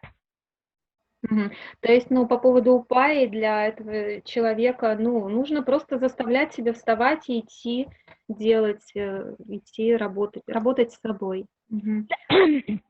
There is a upaya, Ludmila. See, moon represents the mind. So if you can psyche your mind to get up early, you can get up early. И да, существует упая, поскольку мы знаем, что Луна — это ум. И если вы измените эту установку ума, то вам станет легко вставать по утрам. So as a karaka, Venus in 7th. So destroy this house, 7th house is a karaka. Yeah, that is karakunash bhavnashaya. Yeah. But it is not only from the D1 chart, we also have to see the D9 chart. Окей. Значит, вопрос, если карака в соответствующем значению доме, например, карака в 7-м разрушает этот дом, да, это карака бхаванашая принцип, но его нельзя судить только по раши, по D1, То есть это нужно смотреть также на вамшу D9. Okay. What problems can show Gandanta, for example, Mercury? Gandanta is a very big topic. We cannot cover it in this class. And this is also not for the karakas. It is also of the houses and the nakshatras. So we will move ahead. Вопрос, какие проблемы может показать Ганданта, например, Меркурий. Но вопрос Ганданты выходит за рамки данной лекции, поскольку здесь уже задействуются дома и накшатры, поэтому сейчас не будет обсуждаться. And Jupiter in first house is a karak of happiness. So what kind of happiness it can give in first house? Jupiter, it makes the person happy with himself. Whatever the person will be doing, they will find happiness.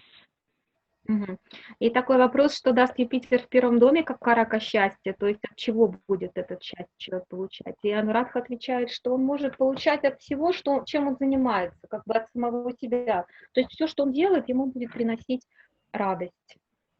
Okay, we can proceed, I think, yeah. Okay.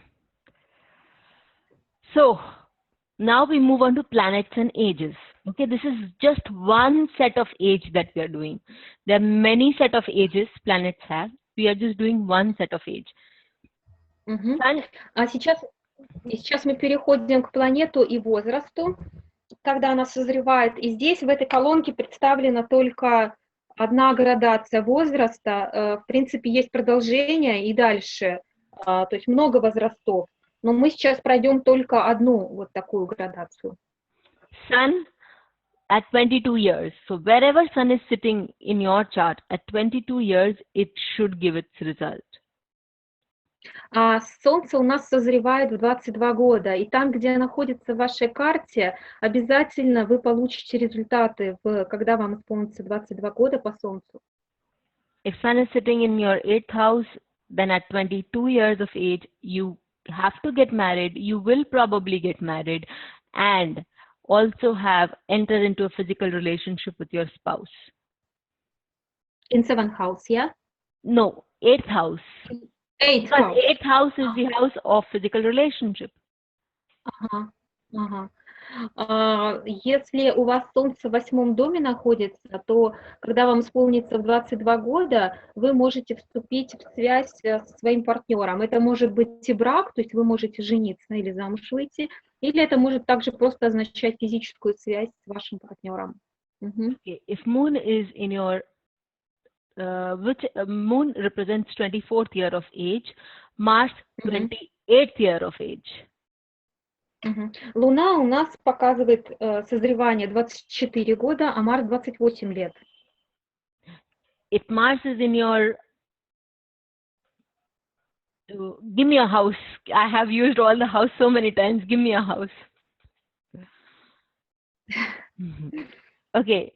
If Mars is in your 7th house. Okay. If Mars is in your 7th house, either you will do a good business or you will have a massive fight with your spouse or partner in your 28th year. Значит, Луна показывает 24 года, Марс 28. Марс, да. Yes. I just repeat these ages. И если Марс сидит, например, в 7-м доме, то это может показать, что когда вам исполнится 28 лет, у вас будет такое какое-то бизнес-отношение, бизнес-партнер, либо вы можете какую-то испытать ссору или размолвку со своим супругом или супругой. If Mercury it's 32 years. Jupiter, it is 16 years. Меркурий, значит, 32 года, и Юпитер 16 лет показывает. So, if Jupiter is sitting in your 4th house, you could achieve a good place in education in your 16th year. И если Юпитер, например, сидит в 4-м доме вашей карты, то может это показать, что в 16 лет вы достигнете большого успеха в обучении и где-то хорошо поступите куда-то на учебу. If Venus is sitting in your second house, you can earn a lot of money in your 25th year. И Венера созревает 25 лет, и если она находится во втором доме вашей карты, может также это показать, что вы, когда вот по исполнению, когда вам исполнится 25 лет, вы можете заработать хорошие деньги. Saturn gives its results in the 36th year. Сатурн дает свои результаты в возрасте 36 лет. And Rahu starts being effective in your 42nd year. So if Rahu is sitting in your 5th house, your sun can become very powerful in his 42nd year.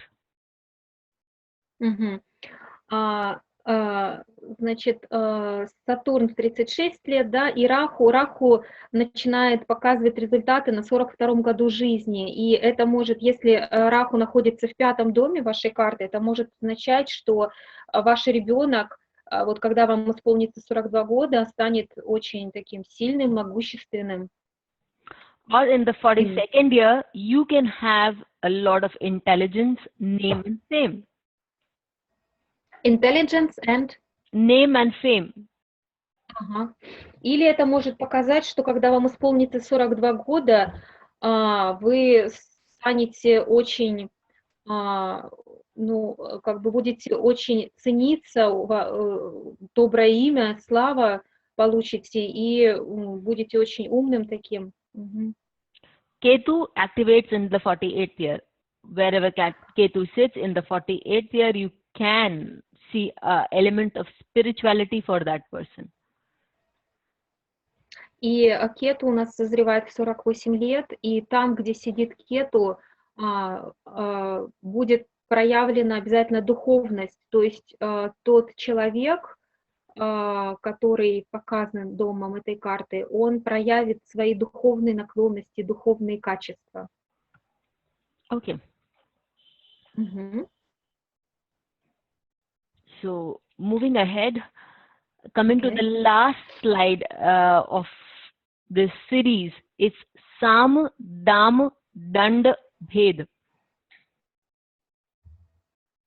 И теперь мы переходим, друзья, к последнему слайду нашей презентации, который называется Сама, Дама, Данда и Бхеда. Sama means counseling somebody, approaching the person, trying to talk to the person in a very polite manner, nice manner, and counseling and having a mind effect on that person. И эти 4 способа, они показывают такой образ поведения или действия человека по отношению к другим. Сама означает дать хороший совет, как-то вот проконсультировать человека и апеллировать при этом какими-то разумными аргументами к его разуму, чтобы видеть вот причину. Jupiter and Venus preside, they are the ministers, they counsel, so they are the counselors, so they preside over Sama. So whichever area, okay, if I have Jupiter in my 9th house, my father can be a good counselor. Okay. Or it is easy to win over my father with good counsel. Поскольку мы знаем, что Юпитер и Венера — это министры, это также советники, то вот этим образом действия или поведением они управляют, что называется, сама. И если у Юпитера находится в 9-м доме вашей карты, это может означать, что ваш отец очень хороший советник, то есть он способен давать очень хорошие советы и аргументы. Либо может также означать, что у него будут хорошие советники. Okay. Now, Dam means to buy people over, to bribe people, to get hold of them by offering money or other incentives as an exchange. Следующий вид поведения – это подкуп. Ну, это, в принципе, дача взятки. То есть это такой стиль поведения, когда человека подкупают предлагая ему какие-то либо деньги, либо какие-то материальные другие ценности, вот, чтобы склонить его, ну, к тому, к чему хотим склонить. Мгм. Okay, so by Dham, what one does is by moon rules over Dham, that means wherever moon is sitting in the chart, that person can be bought over by bribery, or that person is prone to giving bribe to others. И дамой управляет, вот, или этим способом поведения под названием дама управляет Луна. И это может означать, что там, где сидит Луна, тот человек, показанный в карте этим домом, он может быть легко, так сказать, искушен вот таким, или подкупаем, может быть подкупаем, или также может показывать, что он сам будет этим заниматься. Это будет как бы свойственный ему стиль поведения. So it could also mean, if moon is sitting in my 6th house, it could mean that I can give my servants bribe to get my work done, or my servants or my employees take bribe, or they give bribe. И если, например, у нас Луна в 6-м доме расположена, то это может означать, что мои слуги или моя прислуга будут такими подкупными, или мои, допустим, подчиненные на работе, они легко, их можно будет подкупить взяткой, либо они сами будут давать взятки. It could also mean that I could win over court cases by giving bribes. You may win over court cases by giving bribes. И это также может означать, что я смогу добиться, так сказать, вот этого положения, давая взятку или подкупая таким образом человека. Now we have danda. It is the punishment to give a person, to win the person over by giving them punishment, which can be of physical nature or which can be of which can be of a physical type. Okay, and Sun and Mars rule over Dand. Дандха – это способ, который переводится как наказание, и он означает, что человека могут подвергнуть физическому наказанию или запугивать физическим наказанием, то есть путем страха склонить его на свою сторону. И вот Дандхом управляют Солнце и Марс. That means if somebody has their Mars in their 9th, have explored all the territories in their Lagna, so this person himself can be subject to good amount. If the person is very strong, and he will only bend down to punishments. Himself, yes. In Lagna. Если у вас Марс находится в Лагне, и при этом вы такой очень сильный человек, Марс хорошо проявлен, то это может означать, что вы вот можете такой склонностью обладать, то есть поведением другим людям за счет вот, либо запугивания, либо под страхом наказания физической силы. Bhed is tact. So Bhed is tact. That means by knowing, understanding their secrets. Okay, doing it diplomatically. Saturn and Mercury runs that. You leave spies. You come to know their secrets, and then you tell them that if you don't work according to us, we will let your secrets out. Okay. А следующий, последний способ поведения называется бхедха. Это такт, тактичность или дипломатичность. И это означает вообще шантаж человека путем его каких-то секретов. То есть мы знаем какие-то секреты или больные места человека и манипулируем им за счет, если ты этого не сделаешь, то мы раскроем как бы и выставим публично вот твои слабые места и секреты. И вот Ведой управляет Сатурн и Меркурий. Okay, so this brings us to the end of the slide. So we can take questions now. Before we take questions, I have a question for you. How did you find this series of Karaka? Значит, закончили последний слайд, друзья, и прежде чем перейти к вашим вопросам, Анурадха хочет задать вам вопрос. Как вы нашли вот эту серию по каракам, интересной для вас, вот вчера и сегодня, что вы можете какой-то отзыв оставить, обратную связь свою? Thank you, Oleg. Thank you, Anna. Thank you, Natalie.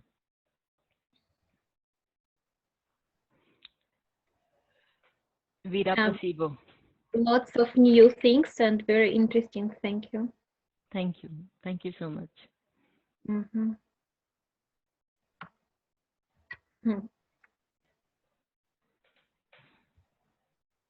Okay. Regina Placebo. Very useful, very interesting, and very clear. Thank you and bless you too, Alexander. Вам всем тоже большая благодарность, друзья, и также благословение. Thank you, Ektrina. So I hope you people enjoyed it. Okay.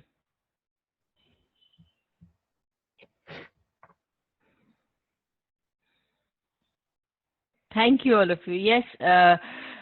Анурадха надеется, что вам было интересно и полезно для вас, и что вы могли насладиться услышанным.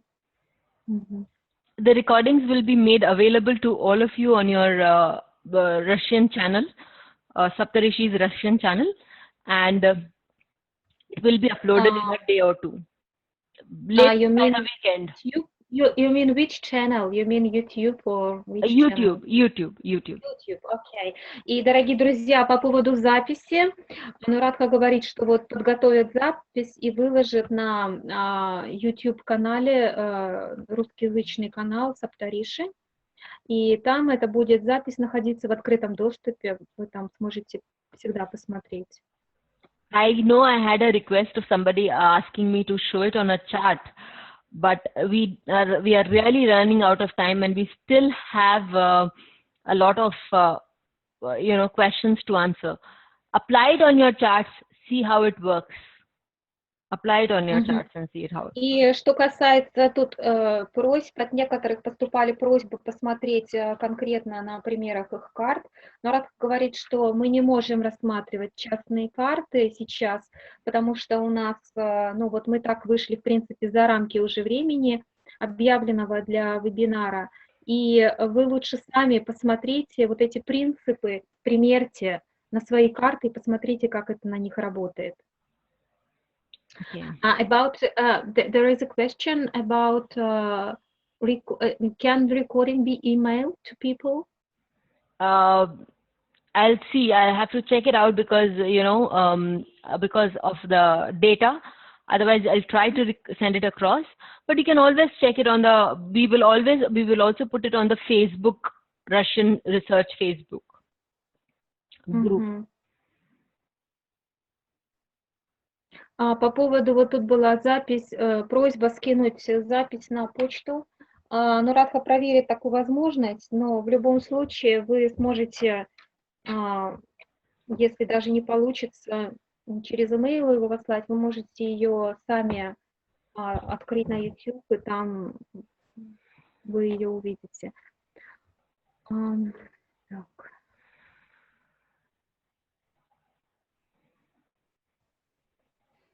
Ага.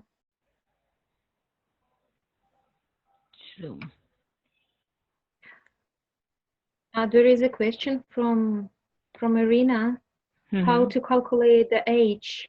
For example, if we are talking about 2022, so then does it already 22 years, or it's the 21st year, 22nd year. 22nd year running. Вопрос от Ирины, как система считает 22 года, это когда исполнилось 21 или исполнилось 22? Нет, когда исполнилось 21, то есть идет текущий 22. Okay. From birth. Да, с рождения.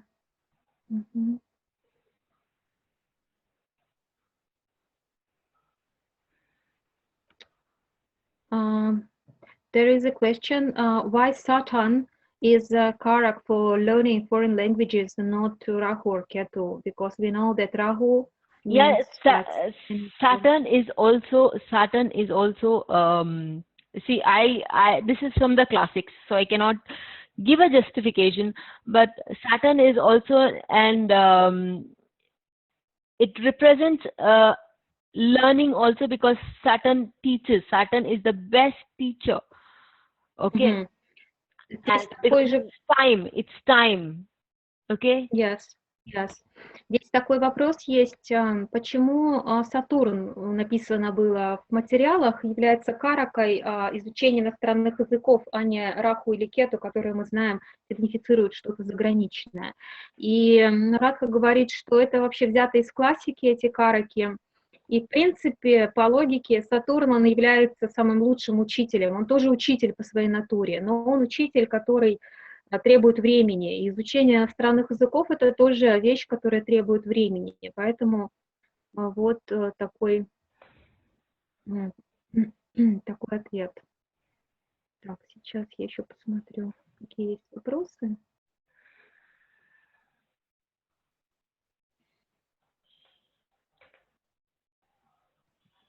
There is Mahadasha of Mars is running, and Mars is in 10th house. And at age of 28 years, can it signify that this person will be developed in career, in profession? Yes, definitely. Some promotion. Окей. Вопрос Махадаша Марса идет, и Марс в 10-м доме. Возраст 28 лет покажет ли, что человек какой-то получит развитие в карьере, в профессии? Да, это обязательно даст то, что человек какой-то получит либо повышение по работе, либо вот какое-то такое развитие карьеры.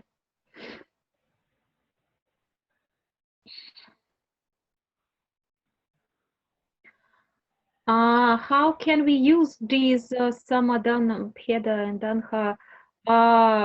Without examples, it's not so clear. So how can we use it in the life, in our everyday life? I do not understand. Practically. I did not understand. Please, can you repeat? How can we use Samadama, Danha, Pheda? Practically, because there was no example. So practically in our life. Okay, Samadam Dandabhed, practically in our life. So we will know, if you look into our chart, if I have, say, Saturn in my 6th house, okay, then I know that by knowing the secret of my enemies, I will be able to overcome them. Значит, вопрос, как можно использовать практически вот эти способы поведения, не совсем понятно. Но практически это можно использовать, зная, на чем основаны эти способы поведения. Например, если у вас Сатурн в 6-м доме находится, то это означает, что, зная секреты ваших врагов, вы способны их победить. Okay, understood? Similarly, if I have my Jupiter in my 11th house, I know that my friends will listen to me, will listen to my counsel, and I can make them understand or see things from there. Таким же образом, если у меня Юпитер находится в 11-м доме, то это также может говорить о том, что мои друзья будут меня с удовольствием слушать, будут внимать моим советам, будут уважать меня как советчика и применять вот советы эти. Так, про рекординг уже сказали, про записи. What if moon is in the 10th house? My boss may be taking bribes. Луна в 10-м доме также может показать, что, возможно, мой начальник берет взятки.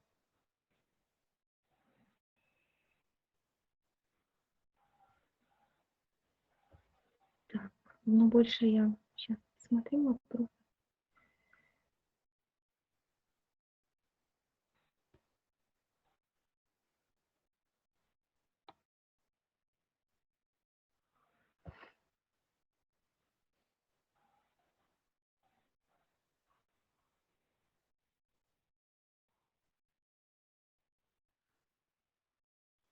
Anurada, there is a question from Oleg in English.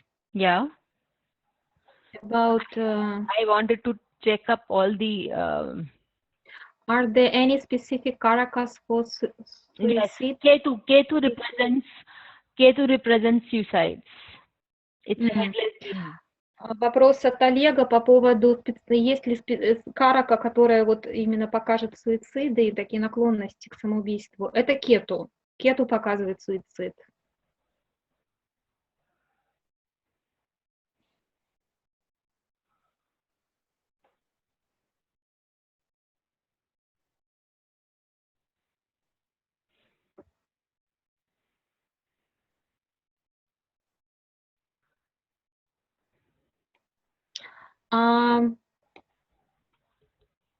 How can be defined with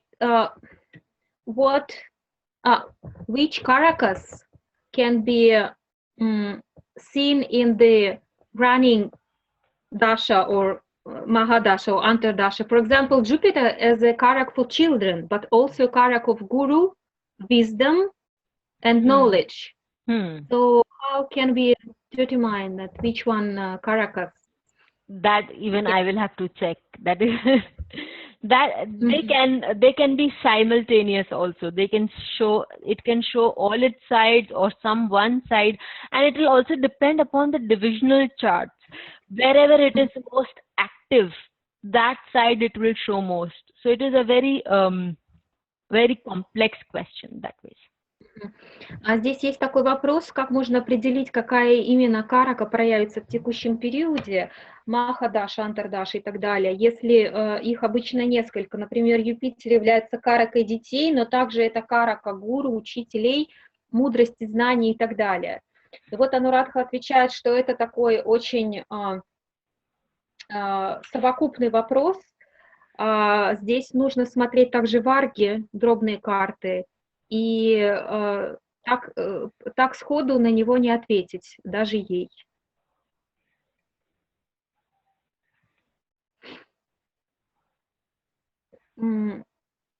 Вот способы мотивации воздействия на людей, каким образом, или это люди будут воздействовать, это и то, и другое.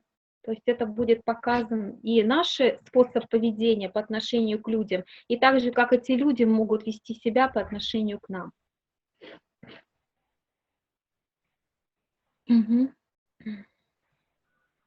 So it's all questions covered, everything covered. We have one thing in our question and answer round also. Could you please check that? There is no question there. So what is that? So somebody's written something. No.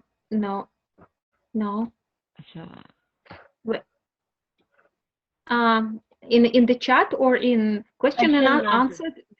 Yes, they're answered. But in the chat there is a question, and which lagna do you have, Anuradha? Please tell me. You please find out and tell me. I would be happy to know it from you people. Вы, пожалуйста, сами астрологи, вы, наверное, сами можете определить. Пожалуйста, сами скажите. Find it out as an astrologer. Тут вопрос был, какой восходящий знак у госпожи Анурадхи, я не перевела. Вот Анурадха говорит, что вы скажите. Okay, so this brings us to the end of the series. It was fun. It was nice interacting with you. Hope you have had enjoyed. Карка. People is writing карка. Why Karka? Scorpio. Почему? Okay. Тула. Tula. Good. I have planets everywhere. Okay. Yeah, in all these rashis, I do have planets. Okay. Thank you, everybody. Thank you so much. Анурадха говорит, у нее планеты везде. Так что она благодарит вас всех за участие в этом вебинаре. Ей было невероятно интересно и приятно общаться с вами. И да, спасибо вам тоже большое. И она получила очень большое удовольствие от общения с вами в течение этих 2 дней. И надеется, что вы также, что это удовольствие было взаимным, вам тоже всем понравилось. И надеется на новые встречи. Так что всем большое спасибо. Yeah, thank you, Ektrina, for saying that I have a smiling face. Please ask my children. Please ask my children and family members. По поводу здесь пишут люди, что как красиво улыбается Анурадха, что это безусловно. А она просит это все передать ее детям. Насколько она прекрасна. Так, что Спасибо, all of you. Thank you so much. I am indebted. Спасибо. So much of Спасибо. Спасибо. And thank you, Julia, and thank you, Ludmila. Without you, this. Намасте. Namaste. Hi, all of you. Спасибо, друзья. До новых встреч. Всем доброго, хорошего вечера. До свидания. Bye. Bye.